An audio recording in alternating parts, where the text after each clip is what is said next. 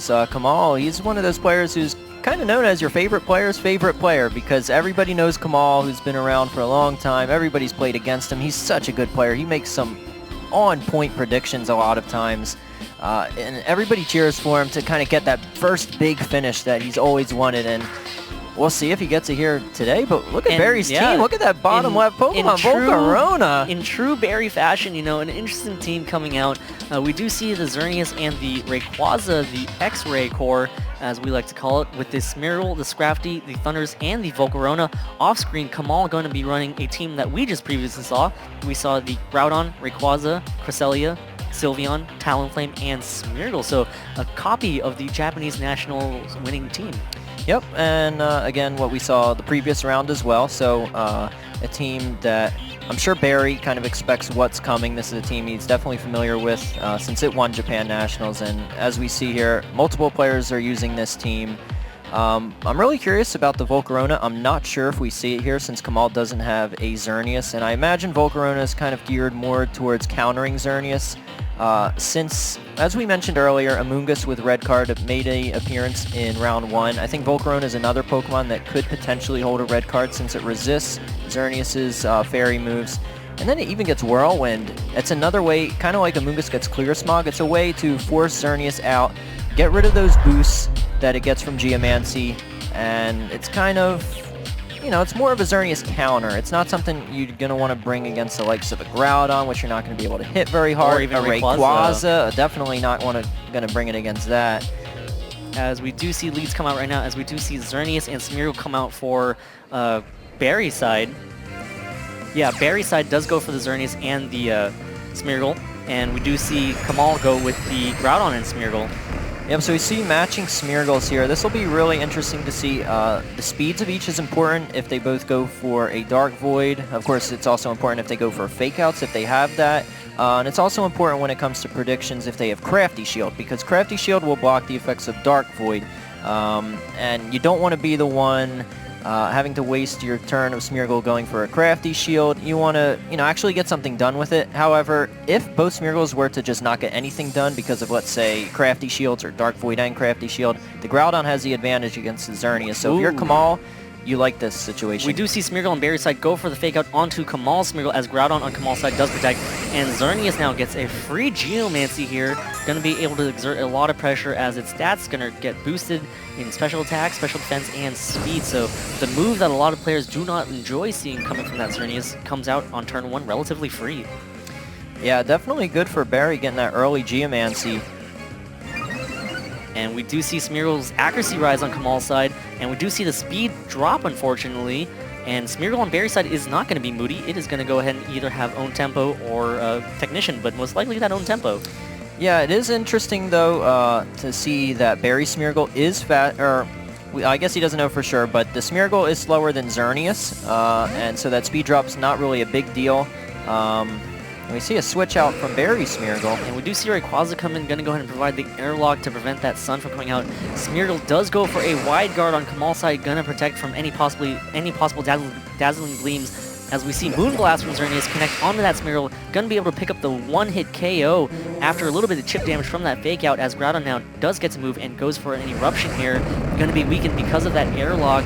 Xerneas with increased special defense, not taking much at all, and Rayquaza, of course, resisting that, so good turn right there from Barry. Yeah, this is a situation where you really want a physical Groudon to take on Xerneas, because special Groudons, even though it resists Fairy, it doesn't really have a great matchup against Xerneas because it got the Geomancy boost. It's hardly taking any damage here. The one saving grace for Kamal is if his Groudon does have Hidden Power Ice, which is certainly something we have seen in the past. That could be a way to take out Rayquaza that maybe Barry doesn't expect. Bringing in Talonflame here, that may be able to take out Rayquaza depending on its item. If it's got a choice band, that could certainly be enough to knock it out. And then, of course, Xerneas having a physical attack like Brave Bird would do massive damage to it.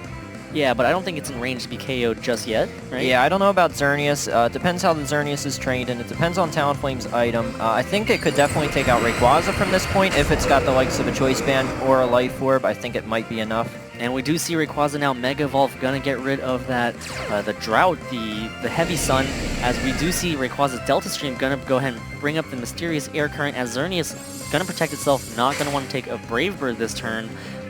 Maybe that's a good protect as Talonflame does go for a Brave Bird into the protect. Good protect right there as Rayquaza on Barry's side goes for the huge Dragon Ascent. Gonna go ahead and it looks like it's gonna target down that Talonflame. Just gonna try to knock it out right now. Does pick up the one-hit KO as it does drop its defense and special defense by one stage, but that's the knockout that Barry really wanted just to protect his Xerneas. Yeah, Talonflame had a great matchup against Xerneas there, and whenever we do see the hidden power. Yeah, the hidden power ice, unfortunately, the mysterious air current will reduce but that. But it did lower its special defense, so that's going to be enough to take it out because of that Dragon Ascent. That is, yeah, good call right there, Ray, for that hidden power. We do have Xerneas still out on the field with so that's a downside. Stages. The bright side for Kamal is he just traded his Talonflame effectively for a Rayquaza, which is certainly a good trade, a non-restricted for a restricted. But you still have this Xerneas here, and you lost one of your big ways to knock it out.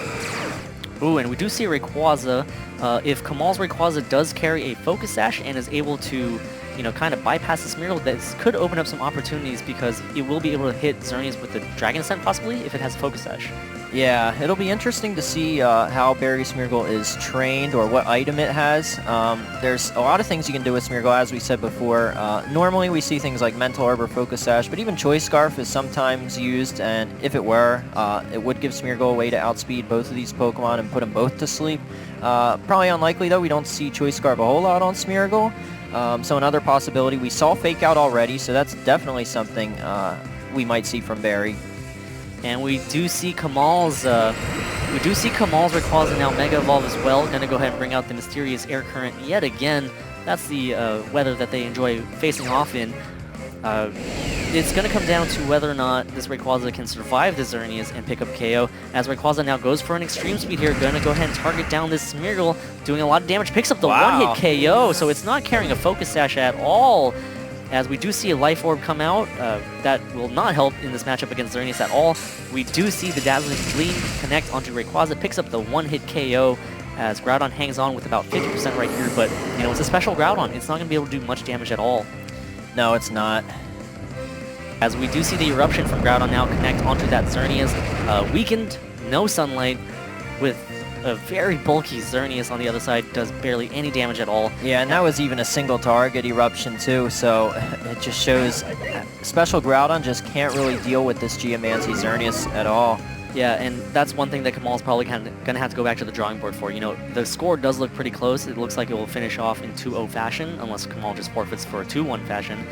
We do see Protect just going to go ahead and try to scout out what moves this Scrafty is going to be able to have. Yep, you always want to do that in Game 1. Try and get as much information as you can. As we do see Groudon Protect, as we do see Scrafty go for the Fake Out, and we see Xerneas Moonblast into that Protect. So, you know, one thing that Kamal's going to have to go back to do is just be able to prevent this Xerneas from getting up that Geomancy for free. Yeah, since Kamal has that special Groudon instead of the physical Groudon, it makes Xerneas such a bigger threat. We talked about how that trade of Talonflame for Rayquaza is kind of worth it in the sense that you lose a non-restricted Pokemon in exchange for taking down your opponent's restricted Pokemon, but at the same time you needed that Talonflame to take down the Xerneas. That might have not been such a worth trade. You might want to save the Talonflame for taking down that Xerneas. It's tough to prevent it from getting the boost when it's paired alongside a Smeargle, but maybe you do need to lead like a Rayquaza. You saw it one-hit KO the Smeargle, and it didn't even have a Focus Sash, so maybe your Rayquaza would be a good lead. You're faster than the Xerneas, so you could get a Dragon Ascent on it, do a lot of damage. It's not going to KO it, and you might get KO'd in exchange, but if you have a Focus Sash, then you can certainly survive the incoming Fairy move. You can at least put it in range for Talonflame, and make it so your Rayquaza doesn't go down as easily as it did in Game 1. However, since Kamal's, we saw it had Life Orb, so it doesn't have the Focus Sash, but still, it's a worthwhile trade, I think. The Talonflame is better suited for dealing with the Xerneas after the Geomancy, so it might be better to trade your Rayquaza rather than Talonflame in this specific matchup. Both players are 3-0 currently, you know. You don't want to lose early. It is still okay to lose, you know, you still have a couple more rounds to win, but, you know, you want to have as much cushion as you can possibly, and, you know, Barry is just one step closer to moving on to 4-0. Kamal, you know, going into Game 2, he's going to have to react to this team. He's going to have to be able to stop Xerneas from being able to set up that Geomancy. You know, again, like you've mentioned, you know, that's one issue with the special Groudon. I personally am not a fan, but you know, yeah, it's one of the reasons. jobs. It's one of the reasons sometimes you do see mixed Groudon, so they carry that Eruption, but then they also carry Precipice Blades just for situations exactly like we just saw. In case they're up against a Xerneas with Geomancy, it's a way to do a pretty good chunk of damage to it. But I see why Earth Power is desired, because it can pick up a one-hit KO on Groudon, which Precipice Blades can't do.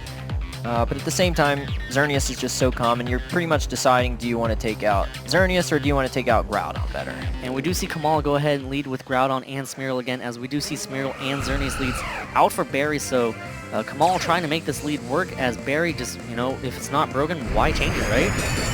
Yep. We do see the Groudon now going to go ahead and revert back to its primal form over on Kamal's side, and this Geomancy looks pretty free right now.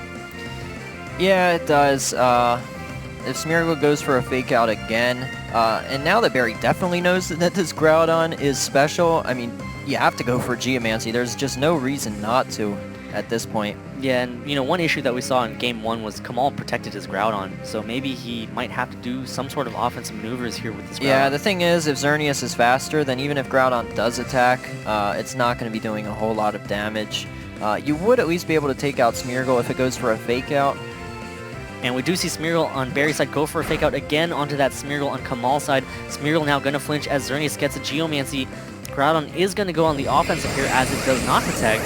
What is Groudon going to do? Most likely going to go for an Eruption here. Should be able to pick up the KO on Smeargle, as we still see Xerneas go ahead and get its boost. 2 stages of increased special attack, 2 stages of increased special defense, 2 stages of increased speed, as we do see Groudon now go for the Eruption. Going to be able to pick up the KO on Smeargle and do some damage to that Xerneas at least, bring it down to about 60% of its health remaining. Yeah, so not bad damage there since the Sunlight is up. But if a Rayquaza were to come in here, for example, then Groudon's damage output would be lower, and Rayquaza is very fast, so it would be able to take out the Groudon alongside the Xerneas being able to take out the Smeargle. Yeah, and now, you know, Rayquaza does come in just like you called it, and what is Smeargle going to be able to do to provide some support for this Groudon here? There's Follow Me if it has it. Wide Guard would block a Dazzling Gleam, but that doesn't really help too much because Rayquaza could still get an attack off. We saw Groudon has that Hidden Power Ice, but at full HP, I can't see that KOing Rayquaza even if it drops its special defense with Dragon Ascent. So Barry is in a very good position here. I'm not sure what Kamal can do with his Smeargle. He can lessen the damage that his Groudon takes and keep it around longer if he goes for, say, a Follow Me or a Wide Guard, but he's just not in a good spot here. We do see Rayquaza now Mega Evolve, going to go ahead and make the Sunlight disappear and go for the Mysterious Air Current instead because of that Delta Stream. And it's really just going to come down to what Smeargle can do here, or maybe if Kamal has something in the bag. Xerneas goes for a Dazzling Gleam right off the bat, picks up the KO on Smeargle, doing a good amount of damage to that Groudon here. And now Rayquaza's going to get to move as Rayquaza goes for a Swords Dance, going to go ahead and try to set up right now. Swords Dance is a very cool move on Rayquaza, does exert a lot of pressure, as Groudon now goes for an Earth Power onto the Xerneas. Maybe a critical hit, might be able to do something here, but does not get the critical hit, and unfortunately Xerneas is still around with enough health to survive another Earth Power, I believe. Yeah, I'm guessing Barry used that Swords Dance because he didn't think the Dragon Ascent would KO Groudon from this range, so that's understandable if he didn't expect it to KO. In which case Swords Dance is perfectly fine because now Extreme Speed will be KOing everything. It can move before Talonflame and just knock it out. And then when he does attack Groudon eventually, he can knock that out. So Barry, he's got 2 fully set up Pokemon. There's really not much Kamal can do here. And we see the Extreme Speed from Rayquaza come out. Talonflame survives. Talonflame now goes for the Brave Bird right here. Gonna go ahead and target down the Xerneas. Oh no, hits the Rayquaza instead, does not pick up the one-hit KO. Talonflame faints from its own recoil right there. As we do see now, Xerneas gets to go for a move, goes straight for a Moonblast right now, connecting onto that Groudon. Is it going to be enough to pick up the one-hit KO? From there, it is enough to pick up the KO with the critical hit, just to add insult to injury. And now Kamal has one more Pokemon to be able to knock out a set-up Xerneas and a set-up Rayquaza. Yeah, I don't know if there's a Pokemon that can do that. unfortunately for Kamal. Yeah, but that was definitely interesting to see that Talonflame take that Swords Dance Extreme Speed from Rayquaza.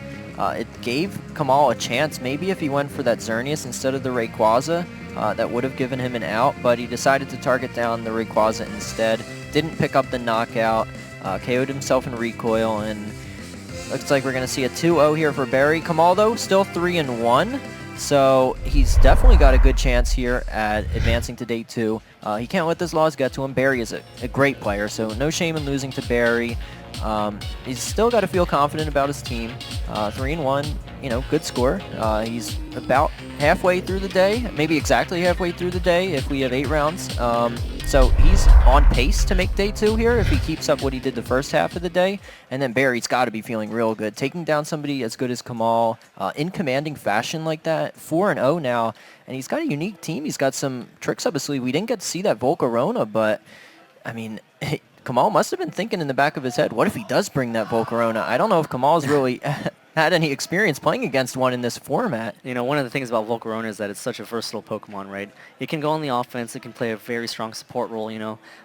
It has so many move options, you know. 4 moves, I just don't think. I don't think 4 moves is enough for Volcarona. Exactly, you know, you kind of want like 6 moves on it to be able to have like all access to all of its moves, you know, like agree. Good coverage moves, good support moves. So, you know, Volcarona is a Pokemon that I'm actually interested to see more of coming from Barry later on. Of course, you know, Barry played exceptionally well. You know, he got all the setups that he needed, you know, being able to get up that Geomancy right off the bat. You know, he got essentially a free Geomancy turn 1, game 1, and that just went downhill from there. Yeah, he got a free Geomancy both games, and you can't do that in this format. You can't let Xerneas get set up that easily and just not have an answer to it, because we saw Kamal just didn't have an answer to a setup Xerneas. He had Talonflame, but that was about it. Talonflame just KOs itself in recoil half the time, and Rayquaza Extreme Speed moves before Talonflame's Brave Bird.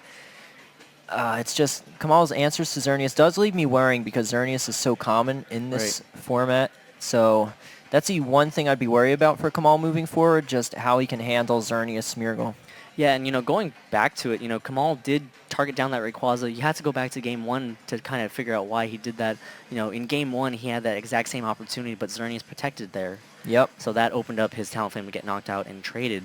So maybe that's why Kamal decided to go for that Rayquaza instead. Yeah, maybe, you know, a whole big thing about Pokemon is these mind games that players have. So Kamal, like you said, remembered what happened in Game 1 and let that get to his head in Game 2. Didn't make the right prediction in either game, and it kind of cost him. It might have been different if he targeted down that Xerneas. We'll never know, but it certainly would have given him more outs than he had in that second game. Absolutely, guys. And don't go away because we actually have another battle coming up for you guys. We're going to go ahead and join the action mid-game between Thomas Gravui versus Hayato Takahashi, I believe. And, you know, Hayato is actually a player that qualified for the World Championships last year, and he actually, well, he made it to the top 8 last year. He did, yeah. So he was one of the top 8 last year when we saw Japan just dominate the World Championships with 7 of the top 8 last year. So I'm real curious to see what he's using this year. We saw this team on stream, not last round, I think it was the round before. Kind of similar to Arash's team where we had the Jumpluff Groudon combined with the Evoltal. So I'm really excited to see this matchup and just how this team comes together against somebody who's been in the top 8 before. Yeah, and Hayato is currently up 1-0 in this series. He took the first game, so yeah, it's going to be interesting to see how his team pairs up against Thomas's, you know, very heavily offensive European team. Yeah, definitely seems like it's inspired by Arash since we see that Evoltal Groudon and Jumpluff combination. The Raichu can do a whole bunch of different things. I think we saw Nuzzle on it earlier in the day. So that's an interesting move because it does a little bit of chip damage, but then it always paralyzes you. So it can kind of, if you've got a Focus Sash, it can kind of make that irrelevant and paralyze you at the same time. So it's a very cool move. And we do see the Groudon Smeargle. We do see the Groudon Smeargle, most likely a big 6 core coming up for you guys right here. Oh, sorry, Takaoko. Actually, I don't believe that he finished in the top 8 then. I believe I got my names actually mixed up. As we do see Groudon and Jumpluff go ahead and lead out for Thomas' side. And you know, Jumpluff is a pretty cool Pokemon in my opinion, right? It provides a lot of good support in the sunlight especially. Yeah, and Dewey, wasn't it your brother last time we had a format like this who top 8'd with a Jumpluff? Yes, that was way back Way in the day. back. way back in the day, Ray. So I love seeing Pokemon like Jumpluff. That's where you get to see a lot of the creativity. These non-restricted Pokemon, like the likes of Jumpluff, like Volcarona, like Raichu. These Pokemon you don't normally see, but they become such supportive Pokemon. That's really where you get to see the players' creativity shine. Absolutely. You know, both these players are also 3-0, wanting to move on to 4-0. That's going to be huge. You know, just like Ray and, Barry and Kamal, right? You know, you want to be able to advance and get as close as you can, just in case something might happen to your record. Yeah, and even if you lose, you know, you're still on pace for day 2. If you go 3-1 in the second half of the day, that would leave you with 2 losses, so you would still advance to day 2. So it's not the end of the world here if you lose, but you definitely want to, you know, rack the wins up early, make it so you're less stressed out and later in the tournament. Maybe you'll even hit 6 wins sooner than the other players, so you'll get extra time to rest heading into tomorrow's action. And we do see Jumpluff go ahead and protect itself this turn, as Groudon on Thomas' side also protects, gonna not want to deal with Smeargle here, possibly with a fake out, as we do see the attacks go into the double protect. Ooh, Smeargle goes for a transform into a Jumpluff. Wow. All right, so now it's a mirror match, essentially. I love it. I was, before this, in the pregame, I was talking about how much I like Transform on Smeargle, even though it's, you know, a little risky. But in this situation, we actually get to see it in action, and instead of copying the Groudon, we see a Jumpluff copied. And that's going to provide a lot of pressure right now, because guess what? Thomas' side just protected both Pokemon. Yeah, and what's actually also cool heading into games 2 and 3, he'll know exactly what this Jumpluff's moveset is now. Yeah, exactly. Not sure if this has already happened in the previous game. Of course, we are joining mid-match right now, which is always exciting to see more Pokemon action coming at you guys. You know, tough spot right now for both. For Thomas, like, you know, he spent his past turn protecting, thinking he could get around Smeargle. All right, but Hayato just out-predicted him. And we do see Groudon on Thomas' side switch out now, gonna go into the Yveltal. Good switch, because he threatens the Encore, I imagine, with that Jumpluff. And we do see Yveltal go ahead and exert that aura, that dark aura, and we do see the Jumpluff go for a sleep powder onto that Yveltal. Good sleep right there. You know, it's kind of a high risk, high reward move, a bit less risky than the Yeah, that was actually Thomas's Jumpluff going for the Encore, I imagine, onto the Smeargle slot, maybe trying to see if that would work, but it just failed, so his Jumpluff didn't get to do anything. Instead, the Yveltal gets put to sleep for free. And I believe the Groudon went for Precipice Blades right there? Not sure. I believe it went for an attack. It might have gone for Precipice Blades, in which case Yveltal was a good switch in because it's immune, so... I mean, at the end of the day, Hayato ended up victorious that turn, getting Yveltal put to sleep, not taking any damage. He's in a great position here, so I like that previous turn for Hayato. Yeah, and Yveltal has not taken 1 turn of sleep yet, so unfortunate switch right there from Thomas. Thought he could get around that Encore pressure, but, you know, Hayato saw right through it. And we do see Groudon now switch out, not going to want to stay in. And we do see Hayato go ahead and switch in the Xerneas here. A great matchup against that Yveltal, as we do see the Fairy Aura go ahead and get exerted. And we do see... We saw another Encore. Yep, and a Sleep Powder from Jumpluff on Thomas' side goes into the Xerneas, puts it to sleep. Hayato not happy about that at all, as Yveltal does take its first turn of sleep right there. Yeah, but this is still a good matchup for Hayato because he's got that Xerneas against Yveltal. The downside is it's asleep, so it can't take advantage of the matchup, but there's not really going to be a whole lot going on these turns because the Jumpluffs don't really do damage, they just support, so it's more going to be like waiting till they wake up, or we'll see switches to try and get themselves into positions to do damage, but that's always risky because the sleep counter is counting down each turn, so the more you spend turns switching, the sooner it is that the Xerneas and the Yveltal wake up. Turn 2, Hayato kind of got Thomas on that switch. Turn 3, Thomas got Hayato on that switch, so it's a revolving door of Pokemon. You don't want to switch out too much because, you know, you don't want all your Pokemon to fall asleep, right? Yeah, that's also the other risky thing. And we do see Hayato now switch back that Smeargle that was the Jumpluff because of Transform. Gonna go ahead and switch in Kangaskhan now. Gonna go ahead and provide some good old Kangaskhan support with threatening a lot of offense, as we do see a Grass Knot from Jumpluff connect onto that Kangaskhan as Yveltal continues to sleep.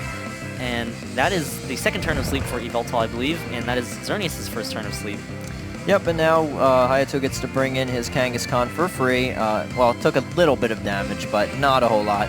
The risky thing about going for Fake Out here is because you have to watch out for an Encore from that jump buff, so I think for Hayato he's better off just going for an attack right away. The downside for that is jump buff is faster, and it will be able to get a Sleep Powder off.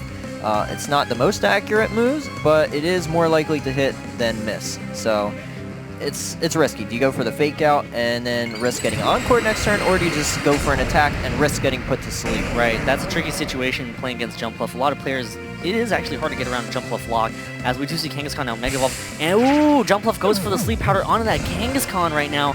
Kangaskhan not opting to go for a Fake Out right there, as we do see Yveltal wake up now. Yveltal does get the attack off, goes for a knockoff onto that Xerneas, going to knock off, I believe, what should be the power herb. Yep. And we do see Kangaskhan now take its first turn of sleep, as we do see Xerneas now again wakes up. He went for the Geomancy. Oh boy. No power herb for you. Great clutch knockoff right there. Now it's going to be locked in. It won't get its boost for another turn. No, and Kangaskhan's put to sleep. Now, Kangaskhan will have a chance to wake up. Since it didn't go for the Fake Out last turn and spend its turn sleeping, there is a small chance that it wakes up this turn. If that's the case, perhaps it can knock out Jump Buff. Yveltal probably can't knock out. Yveltal's a little bulkier, but it does depend on how it's trained. Jump Bluff could go for the Sleep Powder onto that Xerneas as well. Yep, also true. As we do see Kangaskhan now switch out, gonna go ahead and try to get into position to, take this game away, as we do see Smeargle come in, gonna go ahead and, maybe provide some Dark Void support later on, as we do see an Encore right there. So now Xerneas locked into Geomancy, not a good situation, even though he's against an Yveltal. It's just, when you're locked into Geomancy, it might as well not even have Xerneas there. Yeah. Like, it's actually a detriment being there. Exactly. We do see the foul play from Yveltal connect onto that Smeargle. Not going to do a lot of damage because Smeargle does not have much at all, much offensive power at all, as we do see a couple of increases and decreases because of Moody. Yeah, so that will be definitely interesting to see how Hayato handles his situation here with the Xerneas, since it's locked into Encore. The good thing for Thomas is he can just always double target Xerneas' partner as long as it's Encored here. He doesn't have to worry at all about that slot. However, if Smeargle goes for a Protect, maybe he's better off just double targeting into that Xerneas slot, expecting it to switch. It's just always risky doing that because Smeargle can really punish you for making that kind of play. Right, exactly. Dark Void could possibly swing the match in Hayato's favor right now. Yeah, so you don't want to give Smeargle an opportunity to get a Dark Void off here, but at the same time, there is always a chance that it protects here, and he switches out the Xerneas, since there's no way Xerneas can stay in here. It's in just such a terrible matchup. And Yveltal now going to go ahead and switch out. Going to go ahead and switch into Groudon, going to bring the Sunlight back out for Jump Bluff, so Jump Bluff can have some more fun out in the sun.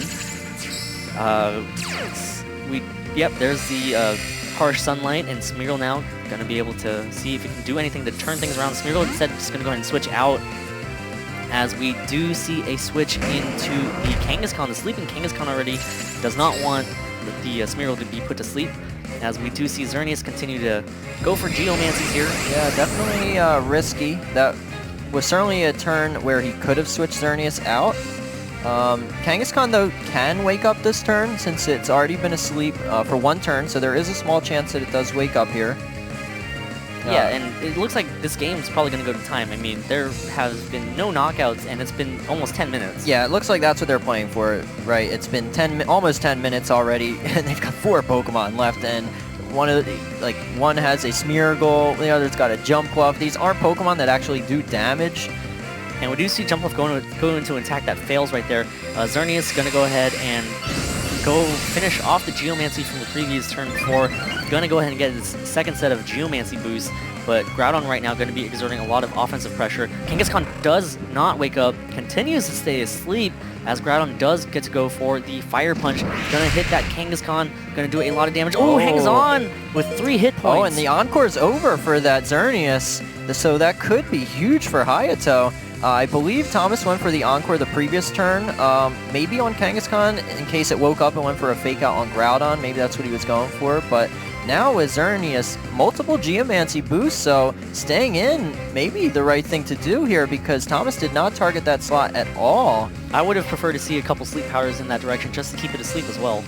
Yeah, me too, especially since, you know, even though it's not doing damage, putting it to sleep still useful in case it switches out and comes back in later. And if it does switch so it doesn't get put to sleep, well then you put to sleep whatever comes in. So yeah, I would have liked to see that as well, but I understand it's always risky against a Smeargle. You don't want to leave it alone. And we do see the Xerneas protect itself right now. Not going to want to take any damage this turn just yet. Jumpluff does go for an attack into, I believe, the Xerneas, and Kangaskhan continues to stay asleep as Groudon now gets to go for the move. I believe it goes for the Precipice Blades right here. No, it goes for a Fire Punch into that Xerneas slot. Yeah, but the Protect from Ayato, very well played. He called that, and now Kangaskhan, I believe it's going to wake up. Yeah, it should wake up this turn. Now, it will be slower than Jumpluff, and we saw Jumpluff has Grass Knot, so it will be able to knock it out, but it could always go for a Sucker Punch. And now this Moonblast from Xerneas does go onto the ground and picks up the KO. Huge KO from Xerneas that has had the ability to go for 2 Geomancies right there. Jumpluff right now gonna go for the sleep powder, puts that Xerneas to sleep. Kangaskhan is gonna wake up here though. Kangaskhan is gonna wake up and be able to hit this Jumpluff for a lot of damage, as we do see the frustration onto that Jumpluff gonna do a good amount of damage. Jumpluff does not hang on with the critical hit on the second one. That was gonna be pretty close. Yeah, it did look pretty close. I think that the critical hit did not matter. I think that might have knocked it out anyway, but it was very close. And even though Xerneas is put to sleep, it's still in a good spot here against the Evoltal, so I don't think Hayato's too worried yet.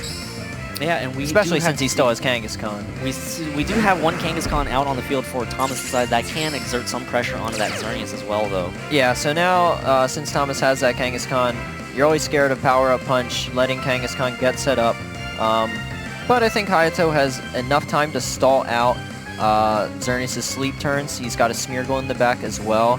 I don't know what Smeargle's moveset is, but if it's got the likes of Fake Out, Follow Me, there's a lot of things it can do to kind of stall the game longer and give Xerneas time to wake up here, because a Dazzling Gleam would definitely knock out Evoltal, and I don't know if it would knock out Kangaskhan. I think it would, because he's at, what, 4 stages of special attack now? I believe that would be enough to knock it out. A very powerful Xerneas is all we need to know. Yeah. But the downside here is if Kangaskhan just straight up goes for a double edge into Xerneas, I don't know how that Xerneas is trained, so that might pick up the knockout. It seems like a pretty bulky Xerneas right there from the hit point stat. Yep, it does. But yeah. Thomas, he's not going to know how bulky it is. We do see Kangaskhan now switch out, not going to want to let a knockout happen. Smeargle does come in. It does have some damage done on it, but Thomas does not look happy at all, as Kangaskhan on Thomas' side does go for a Mega Evolution right now. Going to go ahead and get that baby out of the pouch. Going to get ready for the Parental Bond offense, as we do see the Xerneas continue to sleep, taking its first turn of sleep right there. Evoltal now goes for a foul play onto that Smeargle slot. Not a lot of damage done at all. Kangaskhan now goes for an attack, doesn't go for the double edge onto that Xerneas. Is going to be able to pick up the KO. It does not pick up the KO, but it is in Sucker Punch range.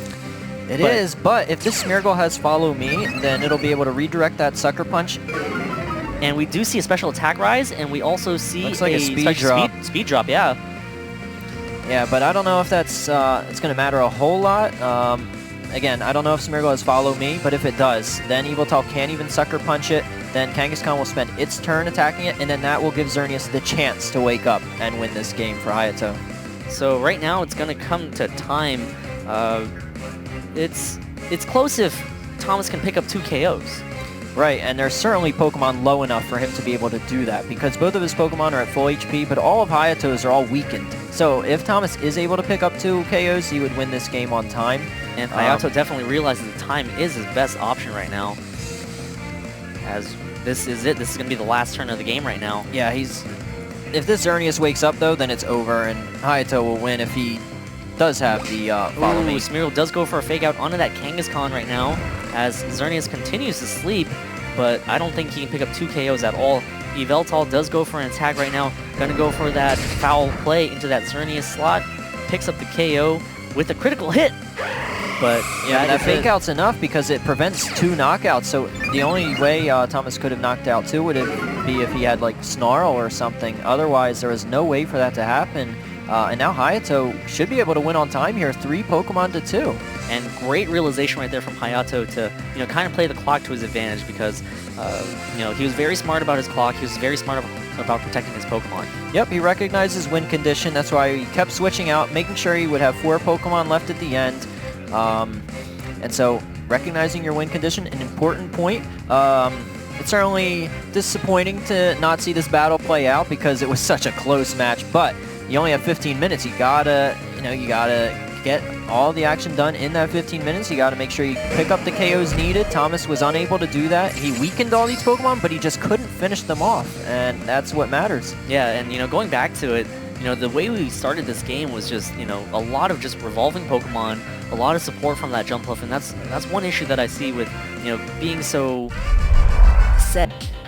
He's never had that big Worlds finish, though. That's what he's really looking to get this time, because he's just never had that kind of really strong Worlds finish. And for such a player as accomplished as he is, nationally, in various nationals over in Europe, he really wants that kind of big Worlds finish. Yeah, and both players are 4-0. We actually got to take a look at Marcus's game record. He is only 8-1.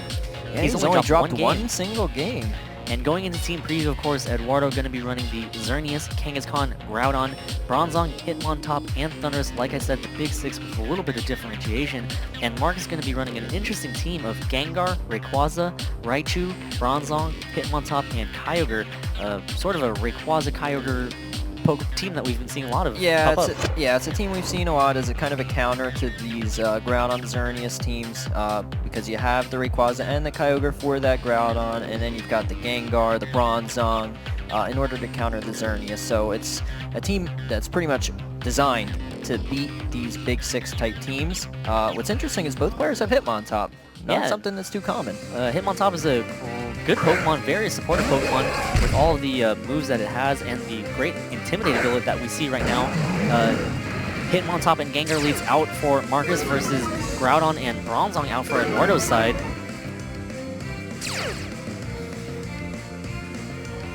And we do see Groudon go ahead and revert back to its primal form, a very standard lead out from Eduardo's side. Of course, the Bronzong Groudon, very popular duo. Hitmontop and Gengar, not so much as popular.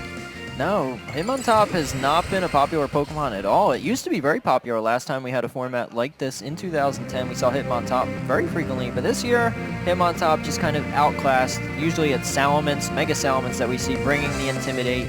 Hitmontop can't really deal a whole lot of damage in this format anymore because Pokemon have just become too powerful, too bulky.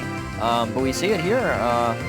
It can get Wide Guard, which is certainly good against a lot of common Pokemon. Feign is a really interesting option that it can have. Of course, the Fake Out, which you always expect to see from Hitmontops. And we do see Eduardo now go ahead and switch out that Bronzong.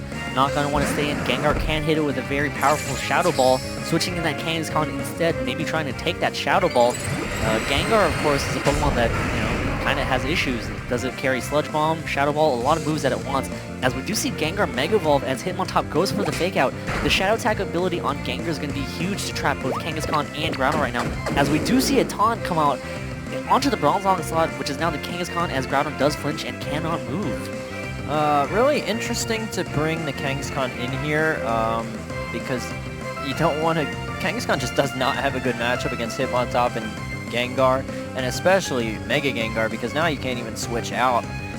So Kangaskhan's position, not great. Groudon, though, does have a very good position, being able to hit Gengar now since it Mega Evolved, so a Ground-type move will be able to hit it. The Intimidate may be able to help Gengar take a Precipice Blades, depending on how it's trained. So certainly an option for Marcus if he decides to have Gengar go for an attack, or maybe a Will-O-Wisp on Kangaskhan if he's carrying that. But Eduardo, he's got to love the Groudon here. He's not going to like it if Hitmontop comes out for like a Kyogre or a Rayquaza, though. And we do see Kyogre come in right now, going to go ahead and change the weather. That's one great thing about that Shadow Tag ability. It's just easy for you to maintain your weather when your opponent cannot switch out at all. Yeah. Kyogre does revert back to his primal form. I expect to see a Protect here, too, from Mega Gengar, since he's bringing in this Kyogre, too. He doesn't want to let Mega Gengar go down before he can lock in and KO this Groudon. And we do see Kangaskhan now follow suit. Gonna go ahead and Mega Evolve right now. Both Megas are out on the field for both players, as Kangaskhan does get threatened by a possible Will-O-Wisp from this Gengar. We'll have to see what happens. Gengar does protect itself. You're right, Ray. Good call. Not gonna want to get that lock broken immediately as Kangaskhan goes for a huge double edge. It is not intimidated. Gonna hit that Kyogre, gonna do a good amount of damage, doing about 60% to that Kyogre as Kangaskhan does take some recoil. And Groudon does go for a Fire Punch, but it does fizzle out in that heavy rain, so a good switch right there. Unfortunate that he did have to take that double edge. Yeah, I know he was expecting the wide guard there, that's why he was going for the Fire Punch, but at the same time, you kind of had to expect Kyogre to come in there, at least as a possibility. I don't know if that was the right play, but at least he got some damage on Kyogre, and Kangaskhan will be faster, so it should be able to pick up the KO here.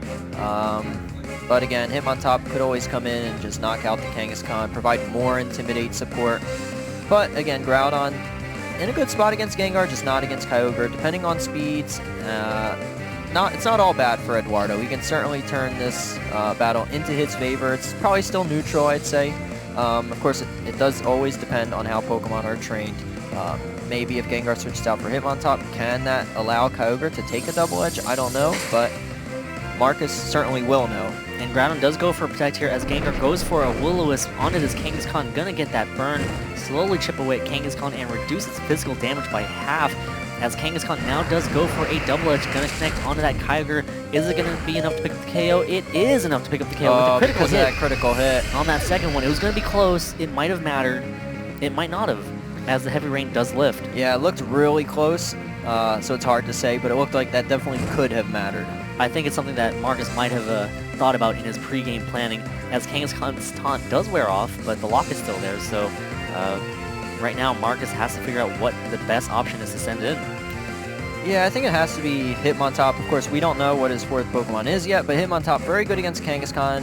The Intimidate will get Groudon to 2 stages of lowered attack, which will certainly help his Gengar in lasting longer. And there's no way for Eduardo to switch out either. So I think a Hitmontop switch is good. But again, we don't know what Marcus's last Pokemon is. Maybe it's even better than Hitmontop. But he's thinking really hard about this situation, so it could be Rayquaza. I mean, Rayquaza would be a pretty good switch in right now, I think, because it can hit Groudon pretty hard. Yep, but we do see the Hitmontop. Marcus does value that Intimidate. And we do see the Intimidate go off, gonna hit into that Groudon and hit into that Kangaskhan. Kangaskhan now at 1 stage of decreased attack. Groudon is at 2 stages of decreased attack. Kangaskhan, of course, is burned, so its physical damage output is going to be very, very low. Yeah, Kangaskhan is just about useless right now, so you can pretty much ignore it if you're Marcus. This is a great lock, having one Pokemon just unable to do anything while you just focus down the ally Pokemon. And we do see Gengar now attack, goes for the Sludge Bomb at the cost of getting hit with the Sucker Punch. Does pick up the KO on this Kangaskhan, even though it wasn't going to do that much damage anyways, as Groudon goes for a huge Precipice Blades right here. It is intimidated twice. Is it going to be enough to put the KO? It does pick up the KO on Groudon, and Hitmontop hangs on, only taking about 40%, maybe even 30% right there. And we do see an eject button. Oh. So Hitmontop's going to get to switch out for free. Going to go into his last Pokemon. Of course, Hitmontop can come back in with another Intimidate, as we do see Bronzong come in. So that's pretty cool. The eject button lets Hitmontop kind of recycle that Intimidate, but... and the Fake Out. And the Fake Out. It's just, at this point, it's kind of too late for it to really matter. Because I don't think Bronzong and Hitmontop have the damage output to be able to handle Groudon and Xerneas. But that's good knowledge for Eduardo heading into games 2 and 3, knowing that this Hitmontop has eject button. So you can kind of manipulate sometimes when this Hitmontop gets switched out. You can sometimes manipulate it so it gets switched out at inopportune times. For example, if it's in against a Kangaskhan and it's in like a great spot where you want to use close combat on the Kangaskhan, you can maybe force it to switch out with the eject button. And we do see Groudon switch out back into Eduardo's own Bronzong right here, as Hitmontop does get to go for the Fake Out, targeting down that Groudon slot that is now the Bronzong. Not very effective with a critical hit, but it doesn't matter too much for Xerneas right now, going for a Moonblast onto that Hitmontop, picks up the KO. I mean, it wasn't even close. That was a knockout anyways, as now it's going to be Bronzong versus the rest of Eduardo's team. We do see the Gyro Ball connect onto that Xerneas. Going to see how much damage it does. Does about 40%. A bulky, more slow variant of Xerneas right there. Yes, that's more good knowledge, and we see Marcus sees the writing on the wall, recognizes he can't win this game, so goes out and forfeits. He got the knowledge he needed of how much damage Gyro Ball does to Xerneas, so there wasn't a whole lot of more information to be gained in that situation. It's just, it would have made the match take even longer because Xerneas and Bronzong don't do any damage to Bronzong. It would have had to spend turns switching out to Groudon. Marcus just wants to get straight into Game 2 while he's focused. He's in the zone. Look at that. He looks so calm. Yeah, he's calm. I think he knows what he wants to do heading into Game 2. That's probably why he wants to jump right into Game 2 rather than just kind of sit there, continue playing out Game 1. He just wants to move on and move past that. All right, and you know, going back into team preview, we see the Xerneas, Kangaskhan, Groudon, Bronzong, Hitmontop, and Thundurus for Eduardo. Marcus, of course, with the Gengar, Rayquaza, Raichu, Bronzong, Hitmontop, and Kyogre. Interesting to note that Marcus opted to not bring his possible Mega in Rayquaza, and also another restricted Pokemon right there as well. Yeah, since he brought Mega Gengar, he wouldn't have been able to Mega Evolve the Rayquaza, but he still could have brought Rayquaza in that match. It's still a heavy hitter even without the Mega Evolution. Yep, right. Especially, we don't know what item it has, but Life Orb, a very common item, gives it a little extra power. Of course, Focus Sash lets it survive a little longer, especially against the likes of Xerneas, which can knock it out in one hit. So Rayquaza could certainly be something that we see this match. That could be an adjustment Marcus makes to bring more power to his lineup. And we do see the leads right now for Eduardo. Going to go for the Groudon and Thundurus leads right now, changing it up a little bit as we see Hitmontop and Gengar, the same leads for Marcus. It looks like he has a different game plan right now. As we do see the Intimidate go off, not going to matter too much on that Thundurus, but it is going to affect this Groudon. We're going to have to see how many Intimidates exactly he can get off onto this Groudon with that eject button and being able to rotate those Intimidates. Yeah, it's just now, it's a little riskier because if you bring Kyogre in here, Thundurus just hits it super effectively. So it is riskier bringing Kyogre in this situation. But at the same time, Marcus does have Raichu. Of course, Raichu doesn't fare very well against Groudon at all, but it helps Kyogre with Lightning Rod. It won't be able to take any Thunderbolts from Thundurus or any Thunder Waves thanks to Raichu's ability, and then Kyogre can go ahead and knock out that Groudon. I don't know if Marcus brought Raichu in the back, and it's always risky to switch in Raichu because if Groudon does go for a Precipice Blades, that'll just KO it. So it's risky to switch in Raichu, but if by chance he has it and Kyogre out at the same time, could be a good situation for him. And we see the Fake Out connect onto that Groudon as Thundurus does get to go for a taunt right now onto that Gengar. No Protect, no taunt, no Will-O-Wisp for this Gengar as Gengar goes for a powerful Sludge Bomb onto that Thundurus slot, doing about 40% as Groudon flinches and cannot move. No poison from that Sludge Bomb, no residual chip damage right there for that Thundurus. Yeah, I guess that taunt was kind of to prevent Gengar from using Protect against Groudon. That way, after this turn, a Fake Out when he knew his Groudon wasn't going to get a chance to use Precipice Blades anyway, he decided to taunt Gengar, force it to either switch out or take a Precipice Blades. So I like the taunt play. Thunder Wave would have, paralyzed Gengar, made it slow, and then if it switches out, kind of reduces its effectiveness later in the game, but he wants the immediate impact of taunt here, forcing a switch in to be made by Marcus. And we do see the switch to Kyogre right now. That might be a pretty dangerous switch because Kyogre does not enjoy taking physical attacks from Groudon, barring, well, I don't see a point in going for a Fire Punch right now. It was bulky. We saw it was pretty bulky. It took that double edge pretty well, and the Hitmontop has gotten an Intimidate off, but again, Thundurus can hit it super effectively, so Marcus does have to watch out for that. And we do see the Wide Guard now from the Hitmontop come out, protecting it from a possible Precipice Blades, as we do see the Thunder Wave onto the... Ooh! The Thunder Wave does paralyze that Kyogre, but we do see a Groudon put up a substitute, so this Groudon right now trying to protect itself from really just anything. Yeah, that's really good because if it ever gets down to it, you can always just rotate protects and substitutes until Kyogre gets fully paralyzed. If it ever gets to that point. Of course, for now, you feel safe enough launching an attack, but Hitmontop does have Wide Guard. So maybe you do just want to protect Groudon, but I think you go for a Precipice Blades anyway because Thundurus hits Kyogre really hard with a Thunderbolt. It's risky because now Hitmontop is faster than Kyogre, so if it can break Groudon's substitute and Kyogre's not fully paralyzed, since the Hitmontop will go first, break the substitute, and then Kyogre get an attack off, that could knock out Groudon, but we're not going to see that. And we do see Gengar come back in right now, going to go ahead and bring that Shadow Tag ability back out, locking Thundurus and Groudon back in. Yes, that is true. There are no switches right there. Groudon does protect itself, gonna try to keep that substitute intact for at least another turn. Thundurus now goes for the Thunderbolt, connecting onto this Kyogre. Gonna do about 50% right there, a little bit less than that, 40%, as Kyogre cannot move. It is fully paralyzed, and that is an unfortunate side effect of paralysis. Yeah, I'm sure Marcus is disappointed because if Kyogre went for, say, a Origin Pulse or an Ice Beam, if Marcus wanted to be more accurate, he could have picked up the KO there on Thundurus. Of course, Groudon protected, so it wouldn't have done anything to Groudon, but he at least would have knocked out this Thundurus, considering Thundurus is super effective against Kyogre and, you know, spreading paralysis throughout Marcus's team. Marcus would have loved to see that attack go off there. Yeah, and one thing about that substitute is that it's also going to be able to block any more Intimidates from that incoming Hitmontop, so that's a huge substitute right there, you know, looking back a couple turns ago. And I don't think Gengar will be able to break the substitute either, so Marcus not in great shape here.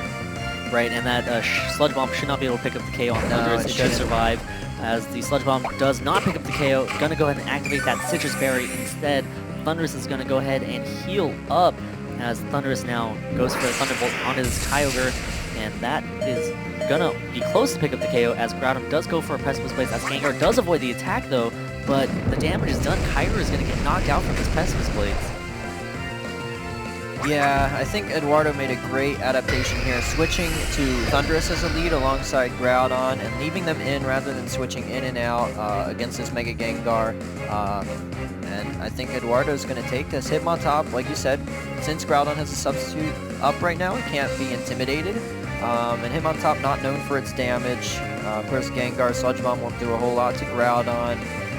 And of course, Precipice Blade, super effective on Gengar, even despite the Intimidate. It should, whether it knocks it out this turn, it'll at least knock it out the next turn. And even then, the Thundurus can also threaten with a possible Thunder Wave, or even go for a Thunderbolt to pick up the KO, even if it does survive a Precipice Blades. Yep. And Marcus right now really trying to think what his best option is. We're going to have to see if he brought that Bronzong again, or he decided to bring Rayquaza, as we do see Hitmontop come in instead, going to go for Intimidate onto that Thundurus. The Groudon, that substitute from 3 turns ago, paying off so much.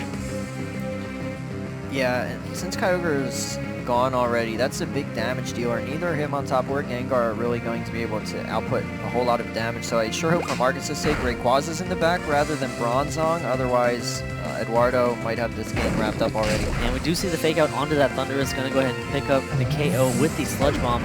Just a little bit of protection just in case Thundurus decide to go for a Thunder Wave or a Taunt. We do see the Precipice Blades right now connect on both Gengar and Hitmontop. Picks up the KO on Gengar easily, and now it's going to be Hitmontop, well, with a critical hit, but I'm pretty sure that was still a KO. It was Intimidated, and Marcus may have trained his Gengar to be a little bulkier to take a Precipice Blades. After the Intimidate. Right, but at the same time, I don't know if that would have mattered. And if Bronzong's in the back anyway, so I definitely don't think that would have mattered, because there's just no way for Marcus to handle this Groudon behind the substitute with the likes of a Hitmontop, a Gengar, and a Bronzong. Yeah, and, you know, it's one of those things, you know, Gengar really has only a couple options for attacking. Shadow Ball, Sludge Bomb, maybe a Hidden Power Water. We do see Xerneas come in, gonna go ahead and exert that Fairy Aura, but it's not going to matter too much because there's just not enough offensive presence out on Marcus' side. But going back to what I was saying, you know, the Gengar, if it had Shadow Ball, it might have been able to do something. That would have easily been able to break that substitute, but instead we see Marcus. Not a Pokemon we see too often. Yeah, I think Steven's team is kind of that Big B variant, which is, you know, basically the Groudon Xerneas core paired with Kangaskhan, Salmon, Smeargle. I mean, and it, you know, instead of Talonflame or Cresselia, we have Bronzong on it. So instead of Big 6, we call it Big B because of the Bronzong here. Christian with some more interesting Pokemon, especially the Ferrothorn, the Zapdos, and the Weavile. All really strong Pokemon, all who have made, you know, huge impacts in different years of VGC. Weavile was actually a really potent threat in 2009. Zapdos has been around for a long time, making, you know, strong finishes in all the years it was allowed in.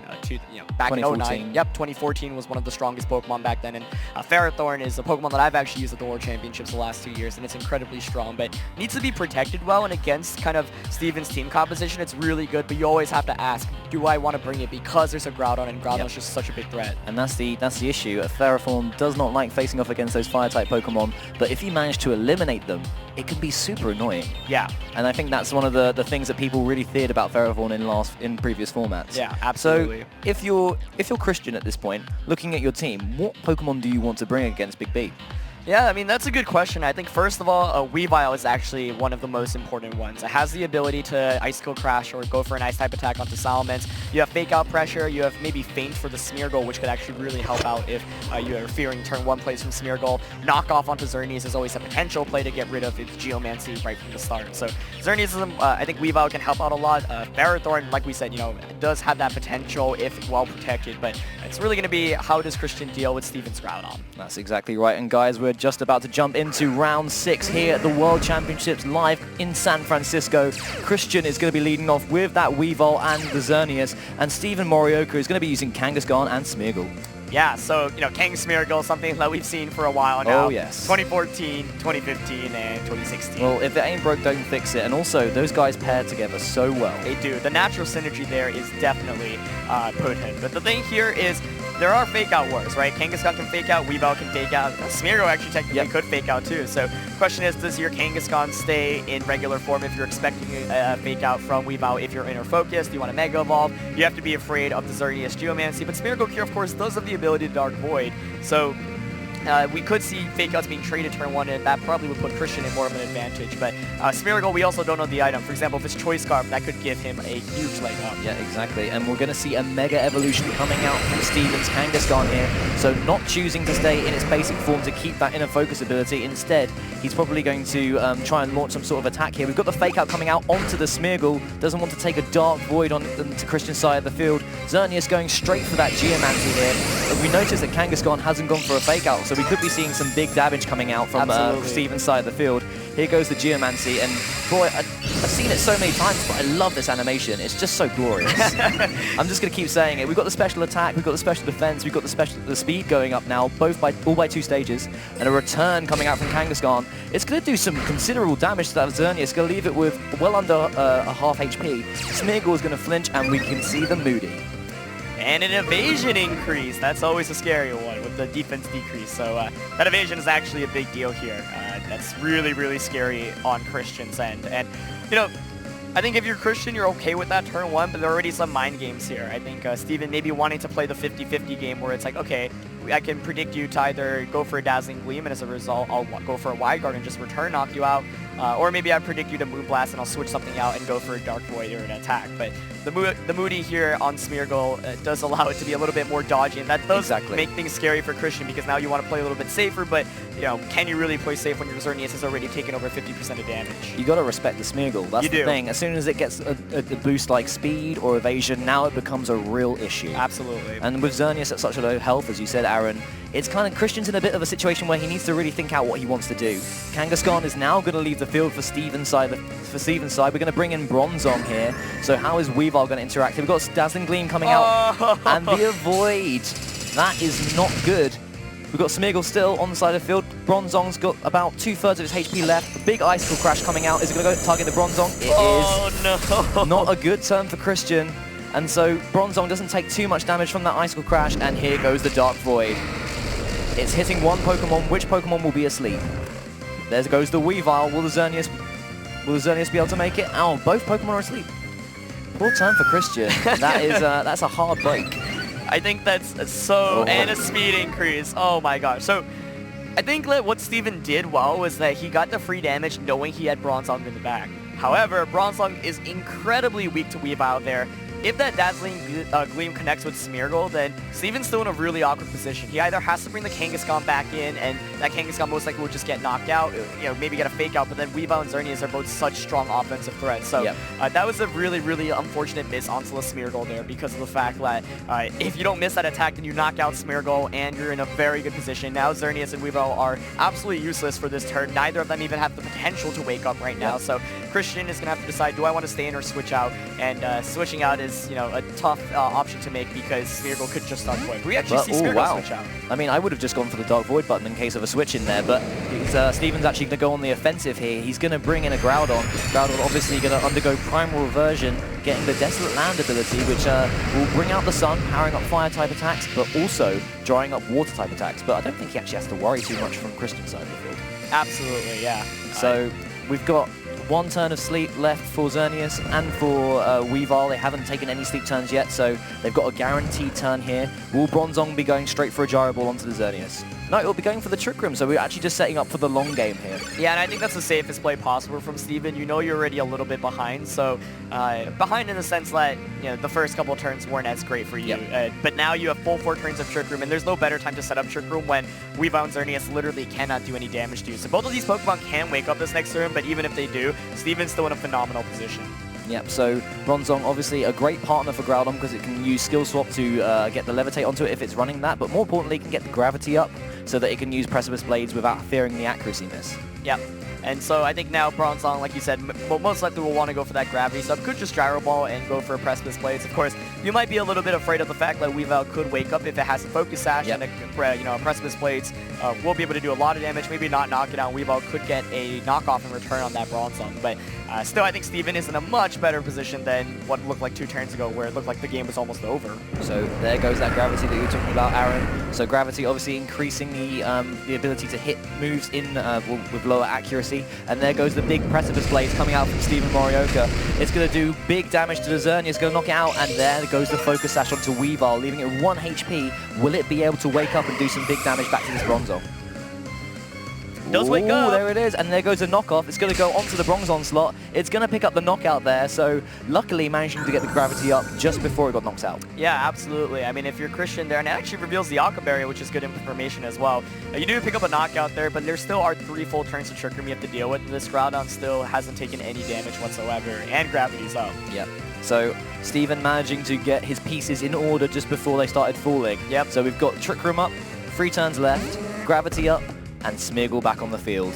What better position could he be in? Yeah, the Salamence here is a big deal because you do get that Intimidate, but I'm not sure if it's enough right now because of the fact that Groudon's Precipice Blade still most likely is a 2-hit, maybe a 3-hit knockout, but the Smeargle here is also able to just Dark Void. Yeah, exactly. So Steven's managed to put himself in a pretty good position here. If he manages to get the Dark Void onto both of these Pokemon, he will be able to have a free turn to start spamming Precipice Blades. Yeah, maybe a double miss on Dark Void could put Christian back into this game, but that invasion increase was so huge, just being able to turn the momentum completely with that Dark Void. Yep, and this is why Smeargle has so many shenanigans up its sleeve.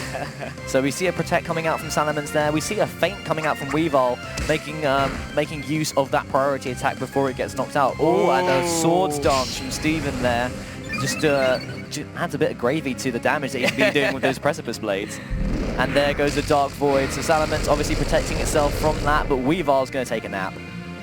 And yeah, I mean, that's even better for Steven now at this point. You do have your Groudon at +1, and Precipice Blades is still up, accuracy increasing as well. So Smeargle just doing Smeargle things in VGC 2016. And if you're Christian, you have to not get frustrated, and that's so hard to do against Smeargle in this format. It's why a lot of players dislike facing Smeargle because sometimes that first Moody roll is all it takes for things to spiral out of control. Hashtag play Pokemon, hashtag just Smeargle things. So so Steven obviously in a very good position right now. Weavile taking its first turn of sleep, was using Feint, you can tell by the priority bracket there. Here comes the Precipice Blades. Will it pick up a knockout? No, it doesn't pick up a knockout onto the Salamence. Critical hit on the Weavile, which I'm sure mattered from the 1 HP, but now it is +1 because of the Intimidate from Salamence. Just going for a straight up Dark Void again. Salamence now being asleep, and Steven is really making the most of these Trick Room turns. Absolutely. I think he set up Trick Room really well. Basically, once again, this all came to the evasion increase and the Trick Room being able to go up because Trick Room is difficult if you're facing against healthy Pokemon, right? But Steven was like, no, I just put both of your Pokemon to sleep. I'm just going to set up Trick Room immediately, get my Groudon in the best position possible and go from there. We did see Christian go for a double Protect with Salamence last game. He didn't get it, so he can't go for a Protect with both Salamence and Groudon. That should Trick Room should expire, but then you still have to fear the Wide Guard, obviously, from Smeargle. So we're going to see Groudon hitting the field for Christian, undergoing Primal Reversion, 2 Primal Groudon facing off against each other now.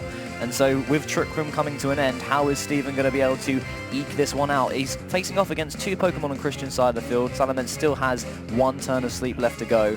So he's in the Pokemon advantage, but will Christian be able to do something here when Trick Room ends? Yeah, I actually forgot. I think Salamence actually fell asleep just last turn, so there's nothing really that can happen now. Unless you have an Earth Power Groudon and you kind of play the mind games where Smeargle thinks you have Precipice Blades and goes for a Wide Guard and you can outspeed an Earth Power, but then you still have to deal with the Pokemon in the back.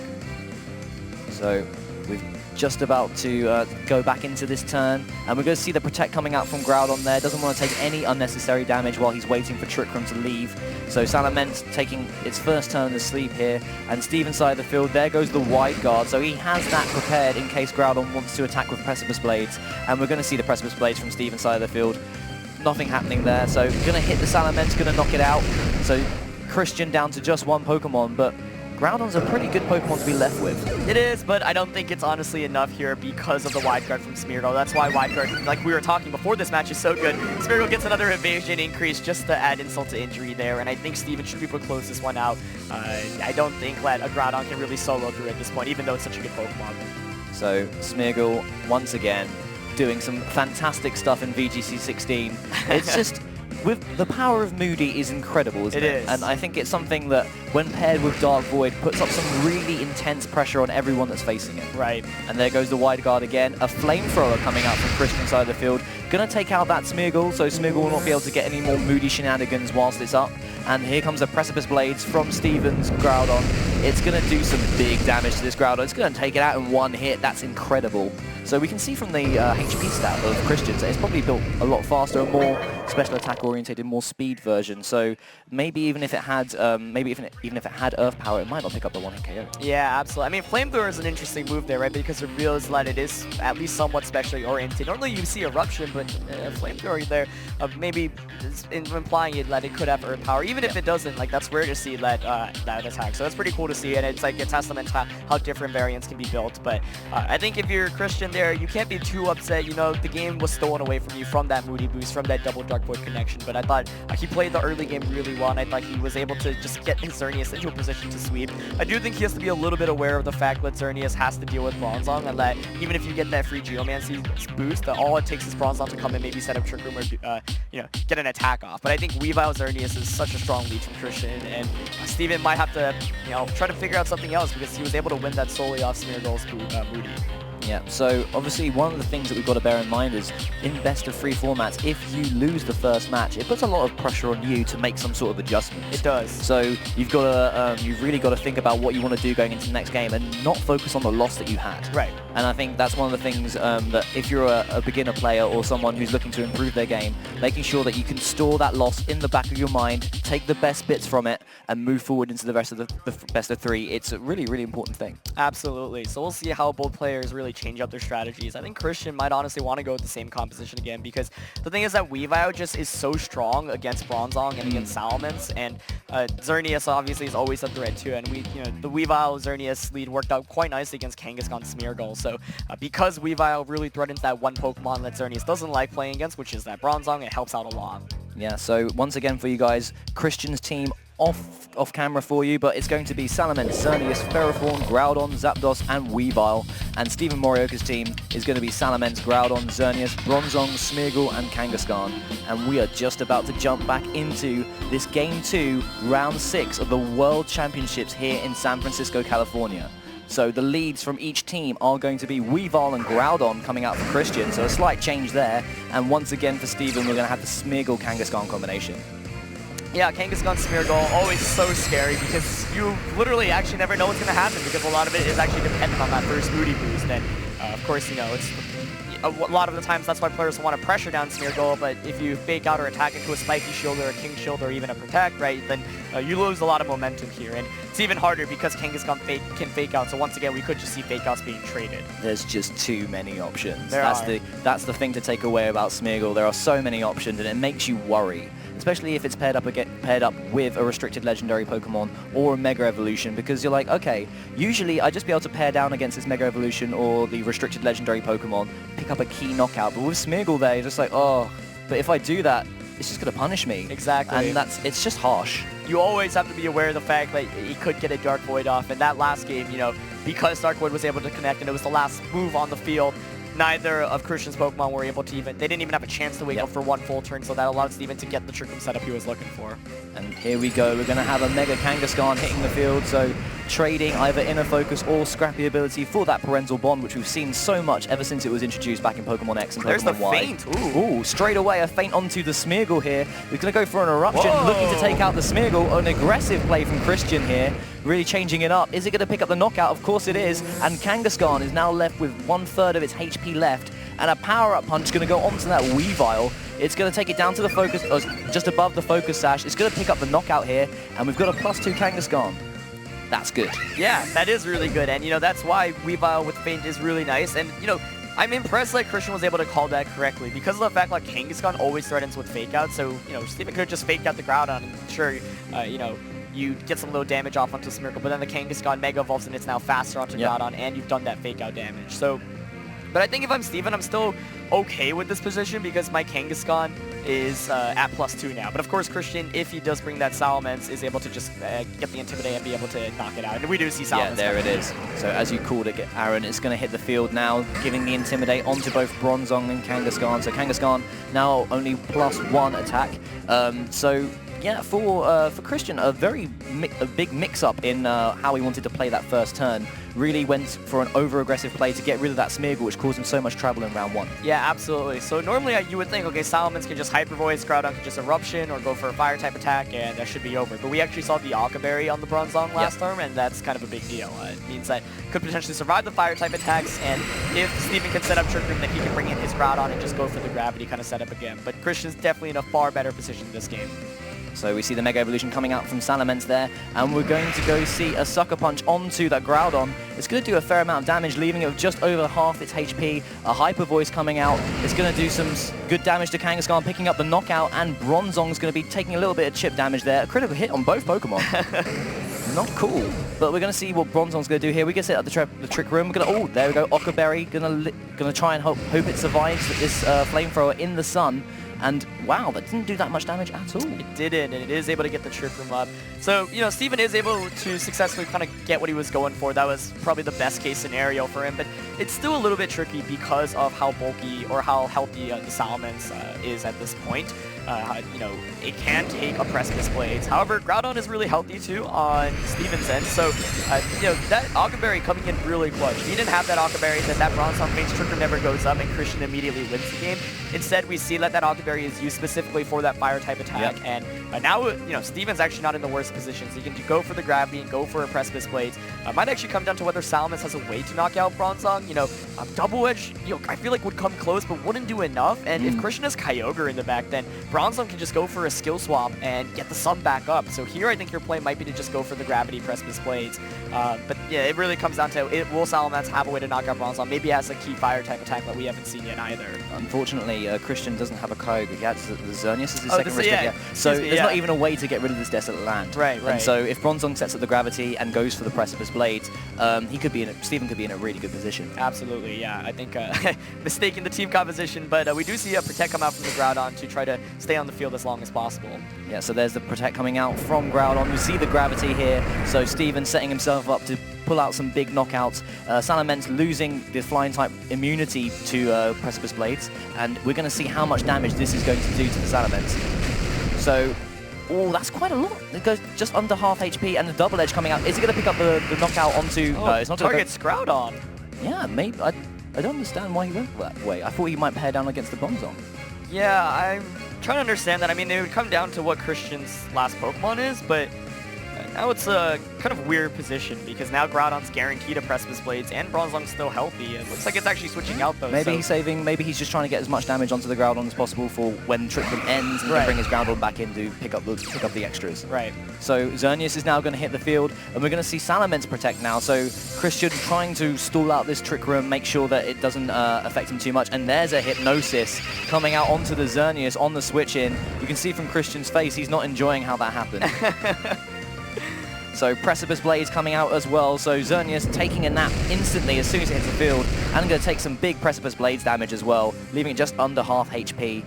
Not great position for Christian. Yeah, not at all. I think this game is essentially over unless Salamence can maybe salvage a double Protect. That's the only chance really I could see something even being pulled off, because that Xerneas falling asleep means that I can't wake up on this first turn to sleep. And so Groudon's guaranteed a knockout either on the Xerneas or a Groudon if it switches in. And if Salamence doesn't pull the double successfully, then it's just going to be a double knockout instantly and the game's over. So yeah, you can see from Steven's end that he really needs to set up this Trick Room and then get the gravity up as well, and that's the main function of his team. He really enjoys being under Trick Room, getting those big, powerful spread type attacks off. Right, actually I just realized that since 2 turns of Trick Room have gone, I misspoke there. I think you actually maybe just sacrifice both of your Pokemon here and then you get the free switching back on and then your protect, Groudon. and then once that goes, oh, we've got the protect coming out from Steven's Groudon there, and we're going to see Xerneas taking its first turn of sleep. So you can imagine that Bronzong might want to go for a Gyro Ball here. Salamence fails to pick up the protect there, and he's going to take a Hypnosis instead. So that's interesting. I think what Steven has realized is that Trick Room is expiring, and instead of actually allowing Christian to get the free switch in, he's going to play a little bit more conservatively and just put things to sleep. And I actually really like that because, you know, Trick Room is ending, I believe, this turn. Yep. That's a big deal now because, you know, the goal right now for Christian is, like you said, to get Groudon back in safely and pick up the knockout into Groudon. At least force a 50-50 where it's like, okay, I can either knock out your Groudon or your Bronzong. You have to make the correct call, and you know, whether you protect it or not. But Steven here not allowing the free switch, and Xerneas could wake up here. Kind of curious, you know, how much can Xerneas do to Bronzong? No switch outs here either. And a Hypnosis going into an already sleeping Xerneas there. Precipice Blade is going to knock out both of these Pokemon. So we've got a free switch in for Christian as Trick Room ends, but is he going to be able to make the most of it? Yeah, I think it should end here, right? Yeah, there we go. So it comes down to a 50-50. Do you attack the Groudon or do you attack the Bronzong? Goes Groudon Protect. Because if Groudon protects and you attack into it, Bronzong, she's able to put you to sleep, and then it's game over, and vice versa. But yeah, I mean, I thought it was over for Christian there for a second, but you know, he played that Trick Room kind of really well, and now it comes down to, and that's why he actually did go for the double edge onto Groudon earlier, realizing, okay, I can count this properly enough to make sure like Groudon comes back in just at the right time. So I think Gyro Ball actually would have been a better play on Steven's end instead of going for the Hypnosis earlier, just to pick up a knockout, force that Groudon to go for a double protect instead of one protect. So now Groudon's just going to go for either a fire type attack or a Precipice Blades. Let's see if Christian calls it correctly. So yeah, Christian making the mental adjustment from the game one, understanding that Smeargle's a big issue. It. There we go, Precipice Blades onto both those Pokemon. Is it going to pick up the knockout on Groudon? It does. Christian managing to take the game here, so we're going to go 1-1. Gonna be a game 3, Aaron. Yeah, and it wasn't even a 50-50, like, because gravity was up. Of course, all you need to do is Precipice Blades there. So Christian actually managed that really, really nicely. It looked like it was over there, and in fact, all he had to do was count his Trick Room turns correctly and use Steven's gravity against him. And that's the thing. We've seen that Christian in that game prioritized the Smeargle. When, okay, I don't want to deal with this anymore. I don't want to get some Moody Boost going up the opposite way to what I want. I'm just going to get rid of it off the field. And when Steven was like, okay, we'll go back to plan A, we'll get the Trick Room up, doesn't matter about Smeargle, he made sure that he managed to stall out in enough turns and get himself into a position where Groudon can come in, be the fastest Pokemon, and deal some big damage. Yeah, I think that turn 1 from Steven is just what was really questionable, because Kangaskhan opted not to go for a fake out, so he was willing to just take a ton of damage right from the start, and you know, maybe making a really hard read there. But Steven had to have expected the Salamence in the back, and sometimes, you know, maybe you lose that foresight and you think, oh, I'm at +2 where I get my boost with Xerneas or Kangaskhan, I'm in a really good position, but then like the Pokemon that directly counters that because it's taking damage now comes in. So that Salamence was able to put in a lot of work, and despite Steven setting up Trick Room and kind of clawing back into it, Christian was able to count his Trick Room turns perfectly, and as a result actually just get the Precipice Blades. It wasn't even a 50-50 there because gravity hadn't ended yet. And this is one of the great things about VGC, is that if you think several turns ahead, you can really plan out your strategy and focus down on what you think your opponent will be doing and plan accordingly. Absolutely. So guys, we're just going to go through the teams once again. Christian Milligan on the left-hand side of your screen. You can't see his Pokemon, but they are Salamence, Xerneas, Ferrothorn, Groudon, Zapdos, and Weavile. And for Steven, we're going to see Salamence, Groudon, Xerneas, Bronzong, Smeargle, and Kangaskhan. So if you're Steven, do you change anything up, Aaron? I think you might have to be a little bit scared now that Weavile showed the feint. You know that game 1 most likely was going to be won by Christian unless you don't get that Moody Boost. And so Smeargle, it's a very scary Pokemon. It can win you games, but you know, that first game just saved by Moody, and that second game it was instantly knocked out. And that eruption on Christian's end is also a big deal because it's 100% accurate, does so much damage. Steven could have mitigated that first turn by either going for an attack onto Groudon straight away, for example. Fake out. Exactly. Or even just going for, you know, a normal type attack attack to do as much damage off as possible. And instead, we didn't see either of those. No return, no fake out onto the Kangaskhan, so as a result, Groudon just was able to pick up so much free damage. Yeah, so we're actually going to jump back into Game 3 of Round 6 of Swiss here at the World Championships in San Francisco. And we're going to see the Weavile-Groudon combination coming out from Christian once again. And Steven's not changing things up either. He's gone for the Smeargle Kangaskhan once more. Yeah, I think if you're Christian, though, you like this a little bit more. The interesting thing is the feint kind of mind games, right? Like, Steven could fake out Weavile expecting feint. And if you do that and you call it correctly, then Smeargle gets a Dark Void off. So now it's like, now you know the Weavile has feint. Do you predict it? Because he could, you know, if Smeargle tries to play safe and go for a spiky shield and gets feinted, it loses its potential focus action. That's also a big deal in this kind of matchup. Which is why having both the feint and fake out option on Weavile, 2 priority attacks that really open up the game for you in certain situations, can just be a real head mess for your opponent. Absolutely. And that's why Hitmontop is so valuable as well. It's got that Intimidate. It's slightly bulkier than Weavile, but still a lot of people run it with Focus Sash. But you've also got access to both feint and fake out as well. Right. And it's just invaluable. It is. And so this first turn could play out very differently from the last one. I don't think Steven's going to let the same thing happen again. And you do see Kangaskhan Mega Evolve here. Is it going to go for a fake out? Is it going to go for a Power Up Punch or a return? Let's see, Aaron, let's see. So we're going to see the feint coming out from Weavile, going directly onto the Smeargle. Is it going to be the same play exactly again? Wow. Steven is just going to let this Smeargle go down once more. And what is Kangaskhan going to do here? Is he going to go for the power-up punch once again? Is it going to be a repeat of Game 2? We are in Game 2, guys. I think we've actually looped this feed from somewhere else. It feels that way right now. So there we go. Weavile is going down here, but the job that Christian wanted it to do is done. Yeah. Smeargle is gone. So now Groudon, again, full HP, managed to pick up a really good amount of damage onto Kangaskhan at the cost of a +2. But, I mean, we're in exactly the same position that we were before. We're seeing Bronzor come here now? Yeah, we most likely, honestly. I think if you bring in Groudon, then Christian just brings in Salamence, and I think this literally feels like a repeat of the last game. Like, should we just play our commentary over from that? I don't know if we're needed here, but no. So we've got the Intimidate coming out from Salamence here. Going to take Kangaskhan back down to only +1 from the power-up punch.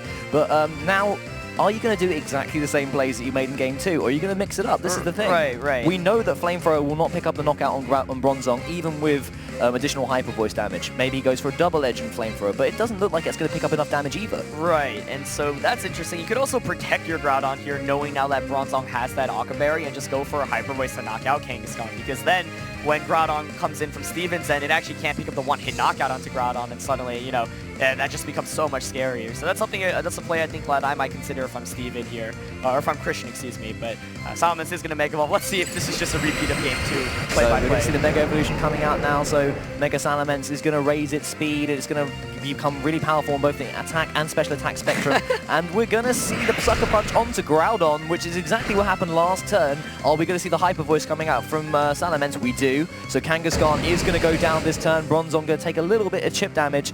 And are we seeing the Flamethrower? Or are we just going to see a big Eruption? Let's see. It's going to be Eruption. There we go. So he's trying something different here. The Aqua Berry is going to be crocked, and we're going to see how much damage it's going to do with that damage-reducing berry. It's going to do a fair amount, leaving it with just under half HP, but now Trick Room's up.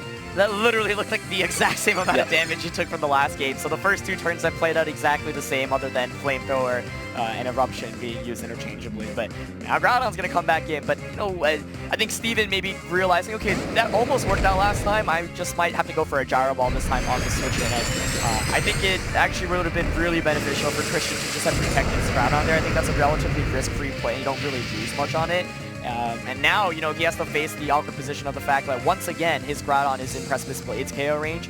So maybe we see the same thing, right? Maybe Groudon switches out into the Xerneas. Yeah. But then it's a question now, you know, if that's the case, then Steven's Groudon can't hit Christian Salamence, and Salamence is going to be able to get a free attack off. But looking at that HP, Bronzong looks a little bit healthier than last time, so I don't suspect a double edge can knock it out. Let's see if we see a switch out or just protect here. Yeah, so if you're Steven, considering what happened in the last game, do you set up Gravity here to make sure that your Precipice Blades hits, but then obviously if it's going to follow down the same route, then Christian can stall out your Trick Room and come back in and hit with Precipice Blades later on. Right.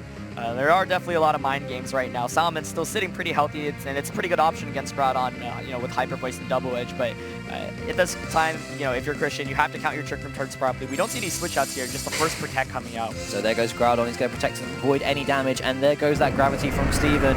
He's prioritizing the big damage from Precipice Blades, and it's going to do a lot to the Salamence as well. So we're going to see the Precipice Blades coming out from Steven's Groudon. It's going to do a lot of damage to the Salamence. Probably should leave it just under half HP. We saw it in the last match. There we go, leaving with just 86 HP left. Double Edge is going to come out now as well, onto the Groudon. So setting it up for later on in the game as well. And I think we've seen this before. Has anything been different? I think they accelerated some turns to bring it forward. I think Double Edge I think he protected Salamence last time instead of going straight for the Double Edge. Right. I mean, now this is the big play, right? You kind of have to switch Groudon out into Xerneas and protect Salamence, but if you're Steven, you can just call that and go for the Gyro Ball. Well, here we go. So Groudon will be leaving the field. Xerneas is going to come in now. So we're going to see a Gyro Ball coming out from the Bronzong to pick up the knockout onto the Xerneas. Fairy Aura activating, but it might not stick around for too long. Here comes the Protect from Mega Salamence, stalling out that Trick Return, just making sure that he doesn't get enough damage off. There goes the Gyro Ball. He knew that Xerneas would be coming in, so that's going to do a fair amount of damage there, leaving about 2/3 left, and the Precipice Blades is going to come out as well. Big damage from Steven's side of the field. Can it knock it out? No! 9 HP! And because of that survival, I think we're actually going to see the game play out the exact same way. Now you just protect Xerneas, sacrifice your Salamence, bring in Groudon, protect Groudon, Precipice Blades for the win. I don't think there's really anything maybe Steven can do to play around that, unless he had something like a substitute on his Groudon. So you heard it here first, guys. Aaron has called how this game is going to end. Are we going to see Aaron, the Psychic Zeng, make it through and get all the predictions right? I'm trying to think, what could he do? And I think in the last game, if anything, at least Steven could have put himself in a better position. Maybe he forgot Gravity was up as well. If you protect your Groudon and try to stall out Gravity, since it should end shortly after, then at least kind of force the Precipice Blade's chance to miss. But then, since Gravity was up the last game, all Christian had to do was Precipice Blades. So that was, maybe a damage roll on Xerneas, and yep, we are just going to see Xerneas protect. Yeah, so Xerneas is going to protect. We're going to stall out. This is the third term in Trick Room. So we're going to stall out Trick Room here. We're going to see a double protect come out from Salamence there. And we're going to see Hypnosis coming out from Bronzong onto the Salamence. Precipice Blade's not going to be able to do any damage this turn. And Christian is understanding what he needs to do to make sure the Trick Room ends. Yeah, absolutely here. This is actually kind of interesting, actually. I don't agree with the double protect play on Christian's end. And the reason why I say that is because you should just let your Salamence get in so you get your Groudon in safely and it's guaranteed a turn of to protect. Instead, Christian gambled with that, and now the thing is, you can potentially, I'm trying to think, maybe it doesn't matter, but it's in the position where, now you don't necessarily get your Groudon in for free. Maybe Steven doesn't knock you out here. Maybe he goes for a Hypnosis. Although, then again, looking at it, Double Edge did over 50% to Groudon, so I guess if you're a Christian, you maybe just go for a Double Edge and a Geomancy last ditch. Just if Steven knocks something out. On the off chance, right? Yeah. If Steven knocks something out, then your Groudon comes back in safely. But yep, he's not going to knock it out, hoping to maybe set up Trick Room again, although I think it's still going to be really difficult. We do see the Hypnosis connect here, though. So Bronzong is going to put Salamence to sleep. Salamence obviously will take its first turn of sleep this turn as well. So Moonblast coming out from Xerneas here. It's going to target down the Bronzong. Not going to be able to do that much damage because it's unboosted. It's going to take it down to the red, though. Salamence taking its first turn of sleep, and Trick Room's going to end. Yeah, and I think because of that Moonblast damage, it ends up not mattering. Another Moonblast will most likely knock out Bronzong. It could come down to maybe, once again, now it's like a Groudon versus Groudon. Do you hit your Precipice Blades? But I think, Christian didn't need to go for that double protect. I think if you just sack the Salamence there, then you get the Groudon in for free, and that's exactly what you need. Then with, Gravity being up, I mean, sure, it comes down to maybe whether it hits or not. And actually, Salamence wakes up here. First turn wake up there. Big Double Edge coming out. It's going to target down the Groudon. It's going to survive with just a sliver of HP. Moonblast coming out from Xerneas. It's going to target down the Groudon as well. And that is all Steven's offensive pressure leaving the field. Yeah, I mean, the scary thing there is, Steven actually could have won if he just got a double protect there and was able to set up Trick Room again. And so, we are going to see Christian be able to defeat Christian, or Steven.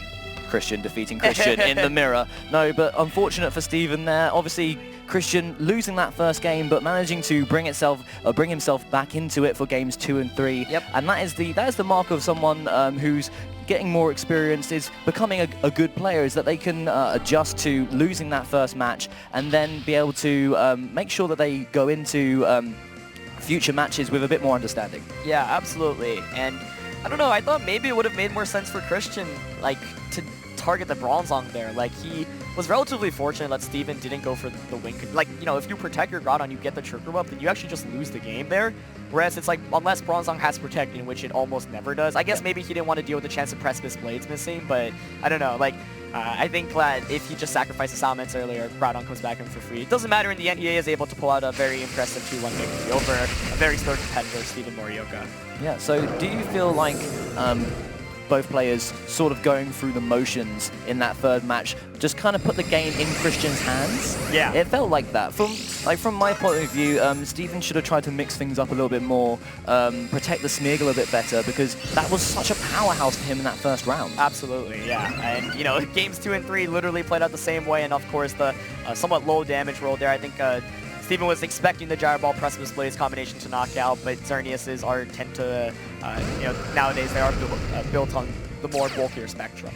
Yeah, so Steven Morioka, unfortunately, is now at 4 losses. Yeah. Yeah, which is a shame for him. I mean, he is a very experienced player, and this won't be the last time we see him. I'm sure he'll be back for other seasons, especially moving into VGC 17. Yep. Which will be incredible to watch. But Christian obviously must be feeling pretty good that he's managed to play such a high-level competitor and learn so much, and basically just kind of show himself. Yeah, absolutely. Unfortunately, I think both of these players are actually eliminated from Day 2 contention at this point, but still an exciting set there. I thought we saw kind of Christian being able to adapt and making some really smart plays.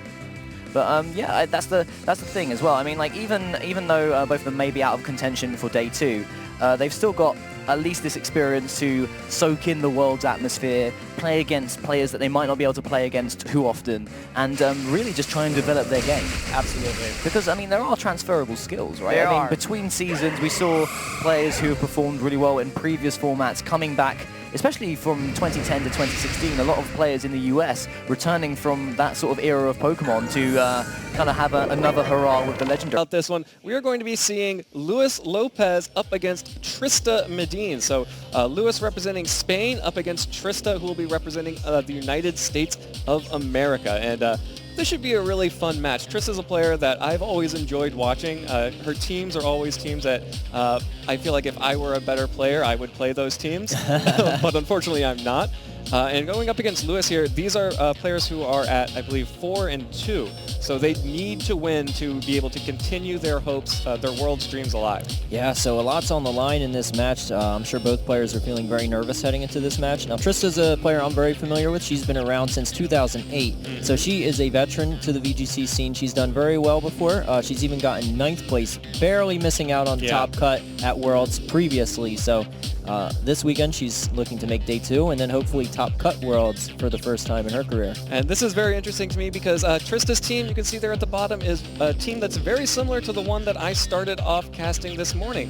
Trista will be running Groudon and Rayquaza, that Rayquaza-Groudon combination you were talking about, Raichu, Bronzong, Venusaur, and Slowbro. Very excited to have another Slowbro here on the stream. She'll be up against Luis, who will be running the dual primals, Groudon and Kyogre, alongside Thundurus, Whimsicott, Kangaskhan, and Ditto, which I believe is the first Ditto that we've seen on stream, at least on my side.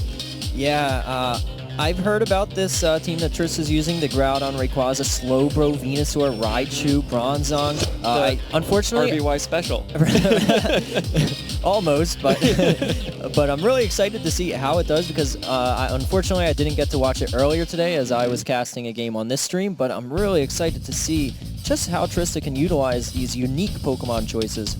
Yeah, well, looks like those unique Pokemon are out on the field immediately. Raichu and Slowbro on the side for Trista, and Kyogre and Thundurus for Luis. So Trista using some of her more off-meta picks already, while Luis is sticking... Thundurus is something we haven't seen that much of anymore, but Kyogre is very much on meta. Yeah, Raichu is in an interesting situation here because it's super effective on the Kyogre and it can draw any electric attacks that might go towards that Slowbro onto Raichu thanks to Lightning Rod. So this is actually a really good position for Trista Yeah. Even though she's using two maybe not considered as powerful Pokemon, especially when compared to the likes of a Thundurus or a Kyogre, but the way she's paired them together, it's going to work out wonderfully in this match. And we see a fake out there on Thundurus. Yeah, going to immediately fake out onto Thundurus. Looks like the Origin Pulse coming out from Kyogre will connect with the Slowbro, and looks like it only hits the Slowbro. Is not able to deal damage to the Raichu. Will instead use the Trick Room. So Slowbro now setting the Trick Room up, going to make sure that Slowbro underspeeds or outspeeds both of those Pokemon. Yeah, very interesting, because Raichu is a fast Pokemon, so Trick Room does not benefit Raichu at all. However, Slowbro, of course, extremely slow, as its name would suggest. As you might expect. So Slowbro certainly will be able to take advantage of this. I'm curious to see if Trista maybe brings in Groudon here instead of Raichu, as that would have a very favorable matchup once it gets a Sunlight up against Kyogre, and of course has a great matchup against Thundurus, who can't hit it with an electric-type move. And really, is it really going to want to use an electric move when Raichu's out? That would have to be a pretty sick prediction. All right, well, Slowbro instead is going to retreat here. So instead, Venusaur will be out. So all three of Trista's original 151 Pokemon are out on the field. And we are going to see... Roleplay. Wow, roleplay coming out. Just trying to make sure that the abilities are on the field there. Kyogre will go for another Origin Pulse. Venusaur will not be too concerned about that. Raichu, though, of course, will be taking all of that damage. Will hit the KO in one shot with that Origin Pulse. But Venusaur now out on the field loves being in this position. Yeah, it does. Although now that Groudon comes out, the Sunlight will come out. That will make Venusaur fast thanks to Chlorophyll. So even though Luis can roleplay to get the Rain back, since Trick Room is up and speed is determined at the very beginning of the turn, Venusaur will actually be the fastest on the field. So Trick Room being in effect right now is actually not good for Trista. However, Groudon is an extremely slow Pokemon, so it may be able to take advantage of this. Yeah, but Venusaur does also have the option of Mega Evolving and waiting a turn. That's true, and I expect Trista will do that because unless she decides to maybe go for a prediction and protect Groudon and then go for an attack on Venusaur, if she's trying to kind of play some mind games here with Lewis. But yeah, protecting Venusaur would certainly be a safe play if she protects Groudon as well, because of course, I'm sure she fully expects a role play coming from Thundurus and an attack from Kyogre, so I think she has to protect Groudon no matter what. It's just a question of does she want to risk Venusaur and go for an attack even though both of Lewis's Pokemon are going to be able to move before it, or does she simply protect both? Yeah, I mean, with having seen all four of her Pokemon now, really needs to protect Groudon as an offensive threat on her team. Lewis will retreat his Thundurus in favor of Ditto. So Ditto now out on the field will be able to use its Imposter. And Lewis, all of a sudden, remember when we said you could only have 2 restricted Pokemon? He just got another one out on the field, copying Trista's own Groudon. Venusaur, though, will go ahead and Mega Evolve this turn. So trying to get rid of that Chlorophyll ability so that it is no longer the fastest thing in the game. Eruption coming out from Trista's Groudon will deal a lot of damage to the Ditto Groudon. Not that much to the Kyogre, but some decent damage as well. Thunder coming out from the Kyogre in the sun will connect with Venusaur, who will be able to use its, I believe that's Grass Knot, onto the Ditto Groudon. Golpe Critico. Groudon will go down, and Trista will pick up a Pokemon and even it out. Yeah, really interesting turn there because it seems like both of these players, maybe they've got some reads on each other from previous games played against each other. Because game 3. Yeah, because that was just such crazy reads on both ends. First of all, Thunder in the Sun on a Venusaur, going for an Eruption against a Kyogre and a Thundurus that has already showed role play. And then a Grass Knot onto a Thundurus. Surely there was some crazy mind games going on there, but Trista, she's the one who came out ahead on that turn, dealing massive damage and hardly taking any damage in return. Just a Thunder onto that Mega Venusaur, hardly doing anything. Yeah, going to be very important for her to conserve her hit points on her Pokemon now. As we do see, Trista thought she just got rid of Groudon, but the real one is in the back. So Lewis now switching in his Groudon, now has the dual primals out on the field, which means that the sun will be up for this turn. Yeah, Professor Scott's video, he mentioned not being able to face 6 Arceus, but here we see you do have to face multiple Groudon sometimes, so... Well, we'll have to see if Trista will be able to battle back from that position. Of course, Venusaur and Groudon aren't slouches, but against Kyogre and Groudon, it's not the best matchup. Yeah, but now that Venusaur doesn't have Chlorophyll anymore, it certainly helps as long as Trick Room is up. But of course, Lewis knows this and goes for a Protect. Doesn't want his Pokemon to get KO'd while Trick Room is in effect. Rather stall out the Trick Room and utilize his Pokemon's speed for when Trick Room ends. Yep, double Protect coming out from Lewis. So both of his Pokemon now have blown through their Protect, so he could go for more Protects. But it will be very risky. Trick Room is still up. Yeah, this is where we're going to see some more mind games because I'm sure Kyogre wants to switch out and bring in Thundurus, but of course Trista might just go for an Eruption and then maybe target Groudon with a Grass move, such as Grass Knot.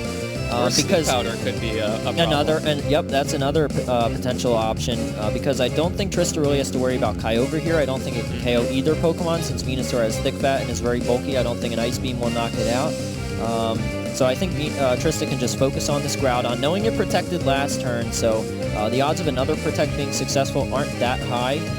So whether she goes for an Eruption or simply an Earth Power, that's up to her, depending on what kind of read she has on Lewis. All right, well, Lewis has decided to switch out his Kyogre, so Thundurus is now back out on the field. Lewis really wants to get in a situation where he can get that rain back up.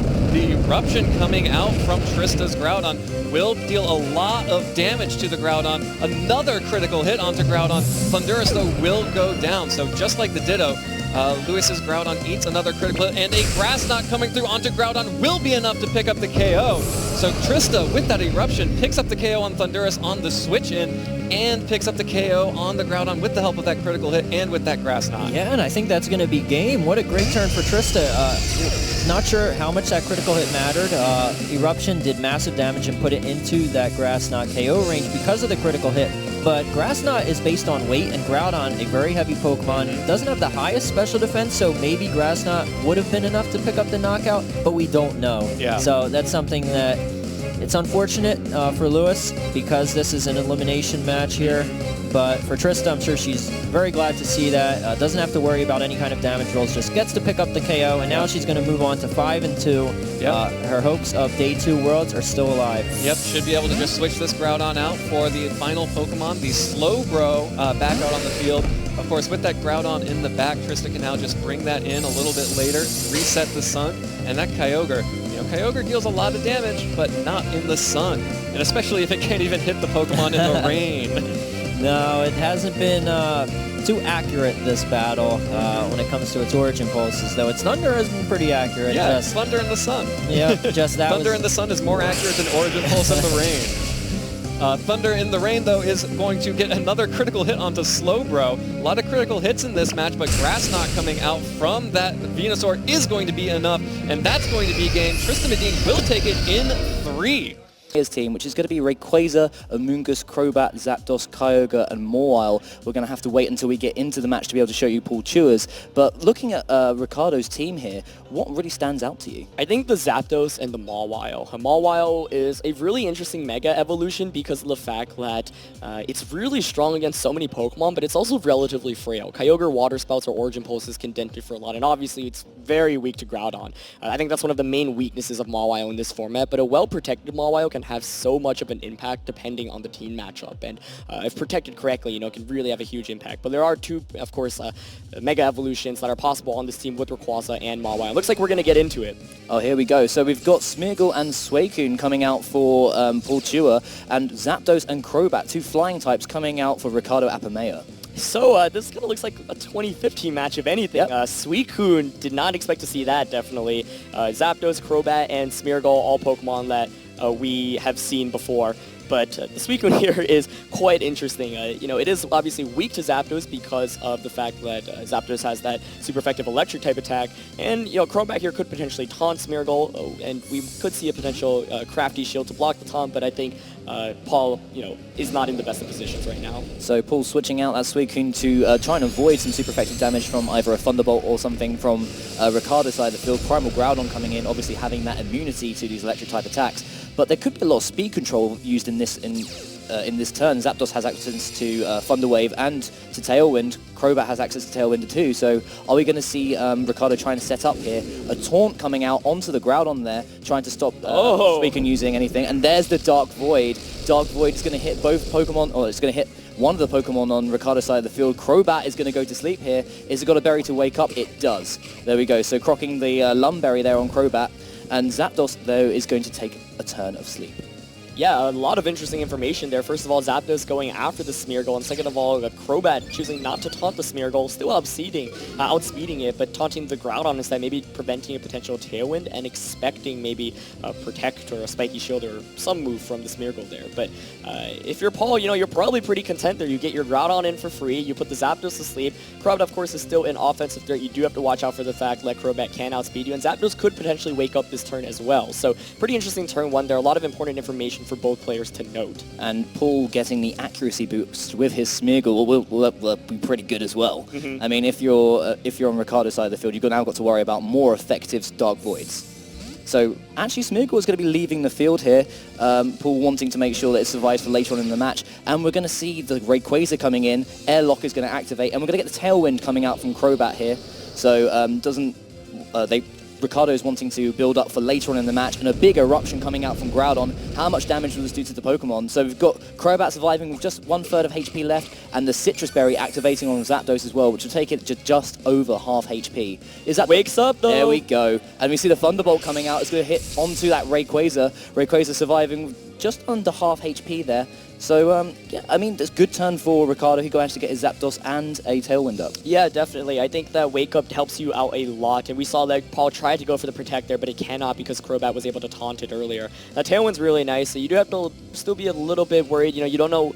It depends on the item that Rayquaza has. If it has an extreme speed with the Life Orb, could potentially knock it out. Of course, Crobat does get access to Quick Guard as well. No switch outs here, though. We're just going to go straight offense. Paul choosing to go with the Mega Rayquaza paired with the Groudon. So the Mega Rayquaza will be able to activate its strong winds. Delta Stream will be coming out. And if it has one of those boosting items, it could put a lot of pressure onto Crobat. But that might not be the worst thing to happen for Ricardo, because he would get a free switch in under Tailwind to do some big damage. Crobat is going to go down. What item has Rayquaza got? Is it that Life Orb? There it is. So we see a little bit of HP leaving Rayquaza. Oh! There we go. Hidden Power directly onto that Groudon. It's doing a load of damage. 16 HP left and an eruption. This is not going to do anything at all. Zapdos loving this. But, wow, the hidden power there, holding it in. I think that's the second saddest eruption I've ever seen on a World stream before. Groudon really not being able to do anything there, and Zapdos being able to do so much damage with that hidden power water. Kyogre being able to come in for free right now as well. As you mentioned, it does allow that free switch in. And no Quick Guard from Crobat, but perhaps you don't want Crobat to stick around any longer because it's still going to be an extreme speed KO range in the future. Might as well just get it knocked out so you get that free switch in into a Kyogre. Of course, we did see that Life Orb from that Rayquaza, so it could potentially extreme speed Zapdos as well. I'm not sure if that would KO. I would presume that it wouldn't, but I think if you're Ricardo, you're really happy that you're able to get that hidden power water off against Groudon. Even though it didn't pick up the knockout, it rendered Groudon absolutely useless last turn. Which is fantastic position for Ricardo. And he managed to use the Rayquaza against Paul there, which is quite interesting. I mean, holding that hidden power in. We're not sure if he revealed that tech beforehand. Right. But a really, really clutch move on his part to make that eruption more like a cough. Absolutely. I think right from the start, Ricardo had somewhat of a positioning in terms of advantage and in terms of bringing the right Pokemon.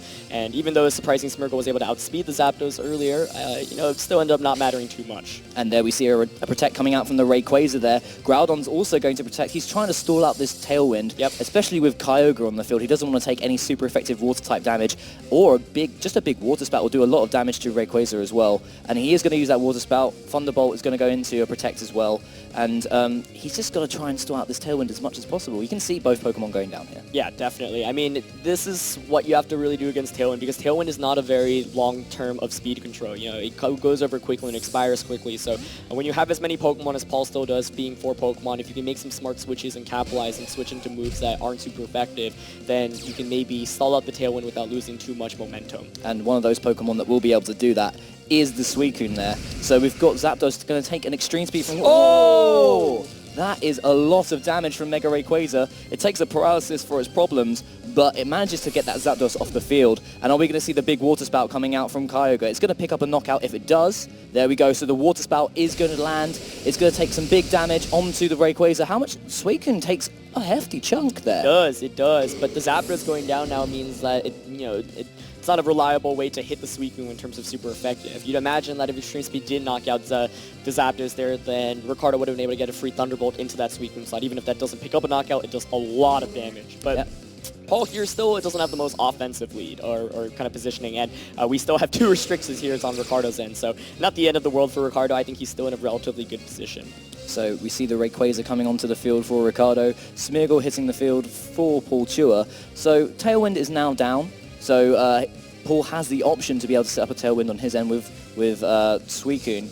And Rayquaza just puts on so much pressure here. It does, and you do have that mind game, right? Do you want to maybe target Suicune with Rayquaza and try to pick up a knockout? Even if you don't pick up a knockout, maybe in combination with the Water Spout. If Smeargle does have that Focus Sash, you could just go for a Dark Void, but we're going to see a Protect come out here. So Rayquaza is going to protect himself, doesn't want to take any damage this turn. Dark Void coming out from Smeargle. Oh! A bigger Void from Kyogre there, and then we're going to see the Water Spout once again. It's going to do some big damage to Suicune, leave Smeargle with its Focus Sash. It's a very speedy Smeargle, though. We're not seeing that too often. Right, it's very speedy, but it doesn't even have the Choice Scarf. It's able to naturally outspeed the Kyogre there. That's a build that is more reminiscent of early Smeargle. And we're going to see the Icy Wind coming out from Suicune. Rayquaza protecting itself there. And we're going to take a little bit of damage onto Kyogre, but a speed drop more importantly. Yeah, the Dark Void miss there is definitely unfortunate. Still not over. Moody here is going to give it an accuracy increase, which could pull off something speed decreasing there as well, which also could be important. The other thing now, we did see Icy Wind, and because Rayquaza, is obviously weak to that, it can just take a lot of damage, and more importantly, speed control as well. You get some chip damage off, but you're also able to outspeed it in future turns. But, I mean, you're still staring down a Rayquaza and a Kyogre. That Smeargle wasn't able to do anything last turn due to a miss, and so, you've still definitely got to be feeling pretty good if you're Ricardo. That's a huge miss there. You got so much free damage off on Suicune, and when you don't have a way to hit Suicune for super effective damage, like any chunk is really, really Yeah, of course, especially seeing as it's so bulky. Yeah. And guys, something to remember, this is the 3rd game out of a set in round 7 of Swiss here at the World Championship, so all is on the line here. We've got Rayquaza, who is going to Mega Evolve, going to activate the Delta Stream, so Water Spout will not be doing that much damage. It won't be boosted by the Primordial Sea ability that Kyogre usually has, but Rayquaza will be able to launch some big damage of a Dragon Ascent, which you imagine would be going into the Suicune. So here we go, this amazing animation. It's going to soar up into the air and javelin down. Is it going to take out the Suicune? Yes, it is. It's going to do so much damage. Ooh! 23 HP left. So going to drop its defense, drop its special defense, and we're going to see the Icy Wind coming out. The Mysterious Air Current is going to drop the attack of Icy Wind, and it's going to leave it with 2/3 HP left, but all important speed drops here.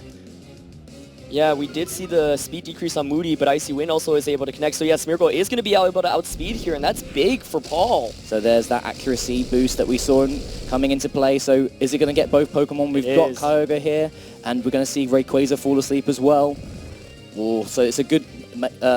Paul's managed to battle back and get both those restricted legendary Pokemon into a sleeping position. Kyogre taking its first turn of sleep now due to the speed drops, and Moody is going to activate. We've got an attack raise, which doesn't matter too much, and a defense falling. When you've only got 1 HP in your Smeargle, you don't mind that too much. Yeah, this is still really tricky for Paul, I think, because of the fact that Icy Wind, you saw, did okay to Rayquaza in terms of damage, but that's not enough, right? Like, you still need to use a lot more of those to be able to effectively knock it down. Kyogre is still sitting at a very, very healthy HP, and it could actually wake up this next turn.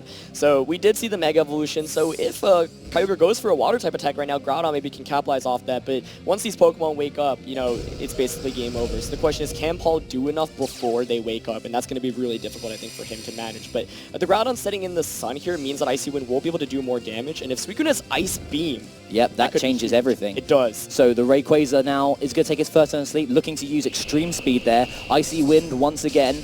And how much the Mega Rayquaza hangs on with a sliver of HP there. So not able to pick up a key knockout there. Speed falling on both these Pokemon. Does Kyogre wake up? It wakes up! Oh my god. Okay, so we've got the Ice Beam coming out from Kyogre. Is it going to launch into that Groudon slot? It is. It's going to pick up the knockout there.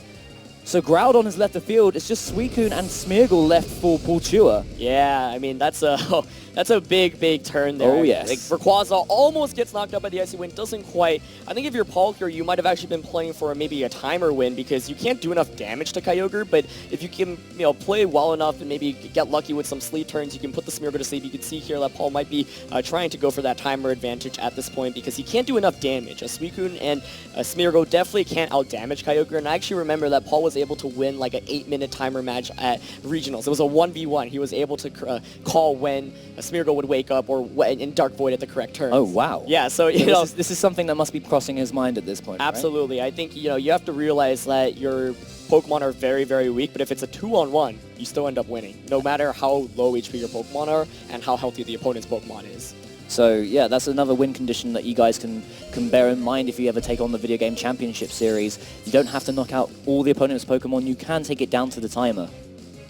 Here we go. If Rayquaza wakes up here, it's probably all for naught because then just pick up one knockout and that's the done. Yeah, once you get that one knockout you need, it's over. But Rayquaza can still stay asleep here, so Paul's play here I think might just be Icy Wind and Dark Void. Let's hope so, especially with the speed drops that have been on Kyogre, and also onto Rayquaza as well. Maybe Smeargle, which is really speedy, might be able to outspeed and put back to sleep. Yeah, you just have to worry about the extreme speed. I think at this point, if you're Ricardo, you just press the extreme speed button. But the other question is, who do you target? Do you maybe expect a Protect or a Spiky Shield from either Suicune or Smeargle? But it's really coming down to the wire. I think it's still heavily in Ricardo's favor, but anything could happen, and it's definitely not over for Paul. So we're just going down to the full command time here. See Rayquaza stays asleep. Oh, that's big. So no extreme speed coming out from Mega Rayquaza there. Dark Void. Oh! Oh my god, this Kyogre is doing some big avoiding here. And there goes the Scald onto Rayquaza, which is going to pick up the knockout. Key avoid there for Ricardo's Kyogre. Absolutely. Unfortunate for Scald, or unfortunately for Paul here. Scald coming out is going to be able to knock out the Suicune, and now Paul's not going to be able to win the game off timer. But that was really close. If that Dark Void connects, you probably only get 2 turns. If that Kyogre stays asleep for 3 turns, and if you do have Protect on Suicune and Spiky Shield on Smeargle, then you can actually win that game off timer. So Paul realizing that, okay, I have to get a little bit lucky, but this game isn't over yet. Unfortunately, missing 2 key Dark Voids throughout the course of the game, but that's what happens when you choose to use a move like Dark Void, which is slightly inaccurate, 80%.